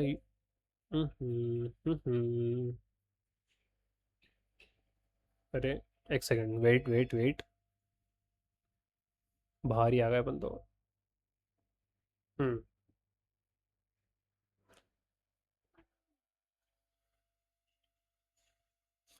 पढ़ते अपन, भटक गए हम, रास्ते से भटक गए। वाई फेडरलिज्म इज मैटर, ये बता रहा था 2 नंबर के हिसाब से याद रखना है। हम डाइवर्सिटी, देखो हमारे इंडिया में डाइवर्सिटी बहुत है। आप 5-10 किलोमीटर चलो, आपको लैंग्वेज चेंज दिख जाएगी, आपको फूड अलग अलग खाना दिख जाएगा, आपको क्या दिखेगा? कल्चर, वहाँ के डांस वगैरह, बहुत सारी चीज़ें आपको चेंज होती दिखी। तो इंडिया इज़ द वर्ल्ड से लार्जेस्ट डाइवर्स कंट्री। यहाँ पर बहुत सारी लैंग्वेजेस है, मोर देन 1500 लैंग्वेजेस है, और भी ज़्यादा हो सकती है। यहाँ पर खाना पीना अलग है, सभी के ड्रेसिंग अलग है, डांस हमारे अलग अलग प्रैक्टिस किया जाता है, लैंग्वेजेस, बहुत सारी चीज़ें अलग अलग है। तो फेडरलिज्म अलाउ करता है इंडिया में रीजनल लेवल पर एकोमोडेट, या फिर लोगों को साथ में लाने का, को एग्जिस्टेंस की बात हो रही है यहाँ पर, अंडर द नेशन। उसके बाद ये क्या करता है? Reduce the possibility of the conflict. ये कुछ पावर शेयरिंग में अपन ने पढ़ा था, prudential prudential way of power sharing. Possibility of the conflict, regional groups, इनको भी एक आवाज़ देता है, या अपनी प्रॉब्लम उठाओ। Domination by the one group, किसी भी तरह का डोमिनेशन नहीं होना चाहिए। बेटर गवर्नेंस, देखो ट्रैक्टर चल रहे हैं यहाँ पे, टैंक उतर गए, मिलिट्री वाले बंदूक लेके खड़े, अरे ऐसा कुछ नहीं, गाँव में लोग अच्छे से काम कर रहे हैं। Miss interpret. Better governments, local government understand the local needs, best decentralization, based on the decentralization leads to the effective policy making। ठीक है, ये वैसे एग्जैक्टली आपके बुक से नहीं, ये तो अपन ने कंक्लूजन में निकाला है, जैसे 2 नंबर का एक बार आया था बहुत पहले क्वेश्चन। ऐसा कुछ चाहे तो ये 3 टॉपिक कवर कर लेना, सिंपल कंप्लीट। बताइए, प्यारा चैप्टर था। थोड़ा सा इसका MCQ देखें, MCQ। तो क्लास वैसे लगभग एंड हो गई, अपन ने सारा टॉपिक कवर कर लिए। रिवीजन एक बार थोड़ा सा रिवीजन कर लें अपन। फेडरलिज्म की डेफिनेशन याद रखना अपने को 2 नंबर के हिसाब से। कंट्रीज एग्जांपल ये पता ही है अपने को, फेवरेट कंट्री तो टिक कर ही दिया अपन ने अपनी, इंडिया और जो भी छोटी मोटी कंट्रीज हैं। ये डिफरेंस में से 3 नंबर के हिसाब से याद रखना, 2 या 3 नंबर। 5 नंबर रट लो इसको, ये भी डिफरेंस याद रखना, 2 या 3 नंबर। ये तो एग्जाम्पल के लिए मैं समझाया था, मेरे ख्याल से क्लियर हो गया होगा सभी। कमिंग टुगेदर, होल्डिंग टुगेदर, ये देखो holding together, coming together, clear कर दो, स्क्रीनशॉट ले लेना यार तुम लोग गाइस। इस वजह से इसको दिलवा दिया स्क्रीनशॉट, कोई बात नहीं। मज़ा आ रहा है, मज़ा। हमको नहीं आ रहा सर, हम क्या करें? ये भी ठीक है। ये रट लेना बिल्कुल। अरे गुड्डा गुड्डी कौन बना रहा है यार इधर? इरेज, इरेज, इरेज, अरे इरेज, क्या हो रहा है ये? स्लाइड विजिबल हो रही है सभी को?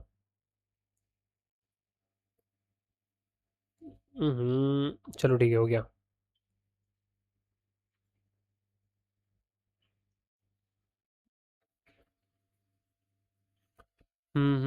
चलो ठीक है, नहीं हो रहा तो नेक्स्ट। ये भी अपन ने समझ लिया है। ये क्या हो गया?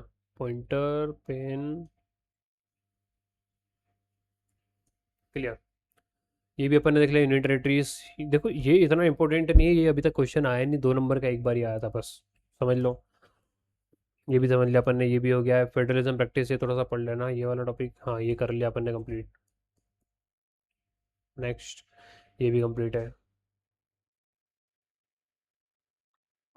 Complete complete complete complete. Class वैसे लगभग हो गई, जिसको जाना हो जाओ, जो क्वेश्चन प्रैक्टिस करना चाहता है, पीवाई क्यू लेना चाहता है वो रुक जाओ, ये रे पीवाई क्यू। पीवाई क्यू मैं लास्ट में शो करूंगा, पहले अपन कुछ एमसीक्यू प्रैक्टिस कर ले जल्दी से एक बार। देखो यहाँ पर क्या देखना है, यहाँ पर ये देखो, करो पहले सॉल्व। कमेंट में आंसर करना है इसका, चैट में आंसर करो। हाँ चैट से देख रहा हूँ मैं, जल्दी से आंसर करो इस एमसीक्यू के। 2 मिनट का टाइम है।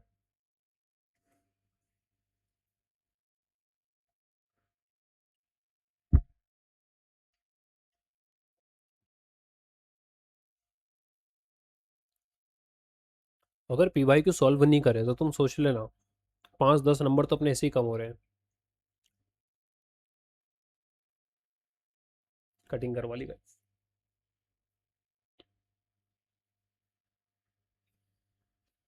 सर नोट्स दे दो, सर पैसा दे दो, सब दे दो तुमको। जल्दी आंसर बताओ, फर्स्ट वाला क्या आंसर रहेगा, सेकंड का क्या रहेगा, थर्ड का क्या, तीन तो कुछ। ठीक है रीड कर लो जल्दी से।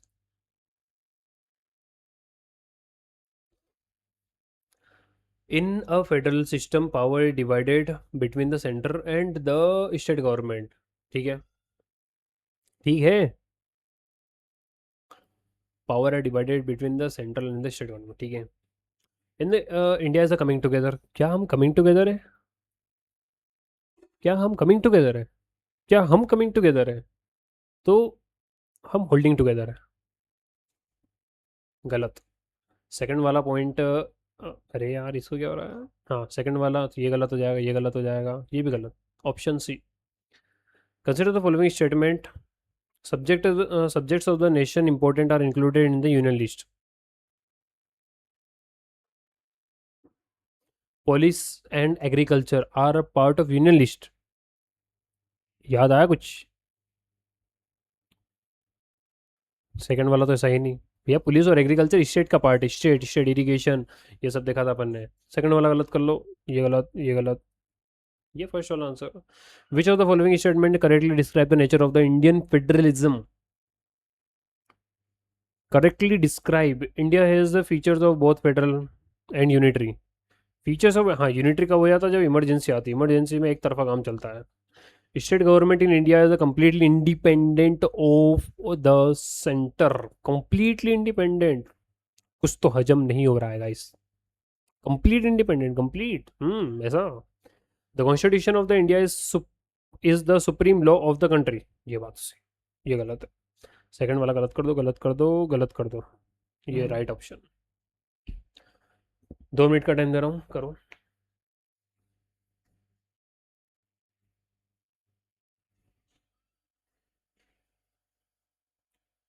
Question number fourth.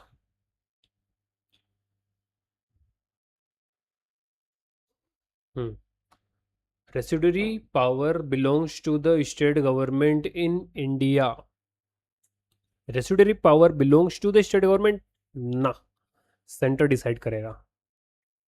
फर्स्ट एक इससे ऑप्शन से एलिमिनेट करें, फर्स्ट वाला गलत है, ये भी गलत, अरे यार डायरेक्टली आ गया। बाकी क्या है, subject not mentioned in a list are called the residuary list. ठीक है, ठीक है। तो तुम एक काम करो, अगर लग रहा है तो पोज करके थोड़ा सा स्टॉप करके फिर तुम कर लो सारे क्वेश्चंस, फिर मैं यहाँ पर एक्सप्लेन कर ही रहा हूँ already. Next, consider, consider the following statement about the language policy of India. सही दिख रहा है, अरे चकपक चमक रहे हैं। Hindi is the national language of India. Hindi क्या ऑफिशियल लैंग्वेज है, 22 है हमारी, तो सिर्फ हिंदी थोड़ी ना है। इंडिया फॉलोज द पॉलिसी, फिर से वही बात, एलिमिनेट कर दो तो थोड़ा इजी वे में अपन कर सकते हैं, बाकी दोनों सही है। Official language, state in India can have their official language, बिल्कुल हो सकती है, तमिलनाडु की तमिल, केरला की मलयालम, महाराष्ट्र की मराठी, इनकी इंग्लिश भी हो सकती है। देखो वैसे तो हाई कोर्ट में सिर्फ और सिर्फ अपन इंग्लिश में ही वर्किंग कर सकते हैं, ऐसा क्यों, बस है। उसके पीछे अब तुम बाद में अपन माथापौड़ी करेंगे। Which of the following statement is true regarding the decentralization, ये है वन, ये है टू, ये है थ्री। डिसेंट्रलाइजेशन रिलेटेड सही क्या है, decentralization means the transferring power from the higher to the lower level of the government. सही है। पंच अरे कहाँ गया? Panchayati raj institution were constitutionally recorded, सही बात है, बिल्कुल सही बात है। 73 और 74 constitution. Local government are completely independent of the state government, नहीं, फंडिंग्स रेवेन्यू कहाँ से आएगा? थर्ड वाला गलत, ये भी गलत, ये भी गलत, ये भी गलत। Right answer. ठीक ठाक क्वेश्चन थे ये, पीवाई क्यू से वैसे तो। आओ पीवाई क्यू ले लो गाइस, पीवाई क्यू में अब देखते हैं अपन। कितना टाइम हो गया है? हाँ, 1.5 घंटे करीबन क्लास टच टच हो गई अपनी। Name any two subjects that, इसमें से अपन ने एक 20 पे अपन ने कंप्लीट कर दी थी अपनी, सॉरी एक 15 पे शायद टॉपिक कंप्लीट हो गए थे अपने। फिर तो अपन क्वेश्चन पर, name any two subject that included the concurrent list. Concurrent list का सब्जेक्ट बताओ। ये लिख के लिखना है अपने को, एक्सप्लेन करना है कॉन्करेंट लिस्ट क्या क्या क्या होगी कॉन्करेंट लिस्ट। कुछ याद है? एजुकेशन, फॉरेस्ट जैसे मुद्दे, इरिगेशन होगा उसमें। अरे पेन कहाँ चला जाता? How is sharing of the power between the union and the state government, union state government की जो पावर कैसे शेयर है? सब्जेक्ट वाइज अपने लिस्ट डिसाइड कर रखी है उनकी। लिमिटेशन ऑफ द पावर, जुडिक्शंस वगैरह, स्टेट रेवेन्यू टैक्सेशन के मामले में। 3 नंबर है, सब चिपका दो। डिस्क्राइब, पेन कहाँ है, पेन कहाँ है, पेन कहाँ है, पेन, हाँ ये रहा। डिस्क्राइब एनी 5 फीचर्स, अरे भैया ये तो बहुत ही इंपॉर्टेंट है, सर आपने छोड़ दिया। Describe the importance of the third year मतलब डिसेंट्रलाइजेशन की इंपॉर्टेंट, ये भी बहुत ही इंपॉर्टेंट है, लगा लो उसमें जैसा जितना लग सके। Evaluate the strength and the limitation of the local self government in democracy. Strength क्या बताना? लोकल लेवल के इशू सॉल्व कर सकते हैं, हम रिजर्वेशन प्रोवाइड करके वुमेन एम्पावरमेंट कर सकते हैं। हम क्या कर रहे हैं? शेड्यूल ट्राइब को अपलिफ्ट कर रहे हैं, हम उनके राइट रिजर्व कर रहे हैं। लिमिटेशन क्या है? इलेक्शंस, फंडिंग, पावर, ये सारी चीज़ अपने को मेंशन करना है। 3 नंबर का है, 3 नंबर में तो 3 नंबर के हिसाब से बहुत कुछ बता दिया। Describe any 3 step taken to strengthen the local self government, क्या क्या 3 स्टेप लिए अपन ने कॉन्स्टिट्यूशन अमेंडमेंट में? एक तो रेगुलर इलेक्शन करें, और कॉन्स्टिट्यूशन रिजर्वेशन करा, दिख रहा है इमेज, हाँ इसके ऊपर लिखो, रिजर्वेशन करा है, और यहाँ पर क्या करा है? लोकल लेवल के इश्यूज को सॉल्व करने के लिए ये हेल्प ले सकता है स्टेट की, या फिर यहाँ के इशू यहीं पर ही सॉल्व हो जाएंगे। जो भी अपन ने वो आंसर पूरा लिख रखा है, एक बार याद कर लेना फिर आंसर लिखना। फेडरल गवर्नमेंट को डिफाइन करो, 3 नंबर में यूनिटी को डिफाइन करो with example. Describe the idea behind the implementation, क्यों करना पड़ा, क्यों? नीड वाला टॉपिक याद है? नीड, अरे दिख ही नहीं रहा है तो तुम लोगों को दिख रहा है? मेरा फोटो आ गया था, कोई बात नहीं। हम्म, दिख रहा है, दिख रहा है, बराबर दिख रहा है। Describe the nature of the panchayat रे repeated, sharing of the power between the union and the government, basic to the structure of the, ये वाला फर्स्ट और सेकंड चैप्टर को मिला करके तुम कर सकते हो suitable argument. Different between federal, बस कंप्लीट चैप्टर 100% कंप्लीट हो जाएगा ये क्लास, एक बार, 2 बार, 3 बार, जितनी बार देखना उतनी बार देखो, लेकिन इस चैप्टर को कंप्लीट कवर करो। जो मैंने पढ़ा है गाइस, गाइस वही टॉपिक्स, सॉरी मतलब जो टॉपिक्स सीबीएसई पूछता है मैंने उसी टॉपिक को पढ़ा है, कोई एक्स्ट्रा मिर्च मसाला अपन ने ऐड नहीं करा है। एक आध एग्जाम्पल जरूर दिए अपन ने अच्छे समझने के लिए। तो आई थिंक कि तुम्हारा टॉपिक कौन से ईयर के, वाह ये बता दो। ये स्टार्टिंग के 4 2019 के हैं, बचे हुए 2024 के होंगे, 23 24, और जो लास्ट के हैं ये 25 के हैं, लास्ट के 2, सॉरी, हाँ 25 के हैं, 24 में शायद क्वेश्चन नहीं पूछेगा इससे रिलेटेड। तो ये सारे पीवाई क्यू सब इनको याद करना, लिख करके लाना, कॉपी सबमिट क्वेश्चन आंसर तुम चेक करवा सकते हो मुझे, मैं कुछ समय में एक वेबसाइट पे एक लिंक ओपन करूंगा जहाँ पर तुम अपने रिटर्न आंसर शेयर कर देना, मैं यहीं से चेक करके बता दूंगा। या फिर अपन संडे टू संडे ही कर सकते हैं, लाइव क्लास रखेंगे, डाउट क्लास, आओ करें बातें, कैसे पढ़ें सब कुछ रख लेंगे अपन। उसमें तुम पूछ लेना कुछ भी डाउट से रिलेटेड हो, कमेंट करो, लाइक करो, शेयर करो, सब्सक्राइब करो, बढ़िया है। वैसे बोलने की ज़रूरत नहीं, तुमसे फीस नहीं लेता हूँ, लेकिन इसके बदले में ये तो कर ही सकते हो। Thank you very much class, I think काफ़ी कुछ सीखने को मिला होगा। मिलते हैं, धन्यवाद। Love you guys. Thank you. Thank you.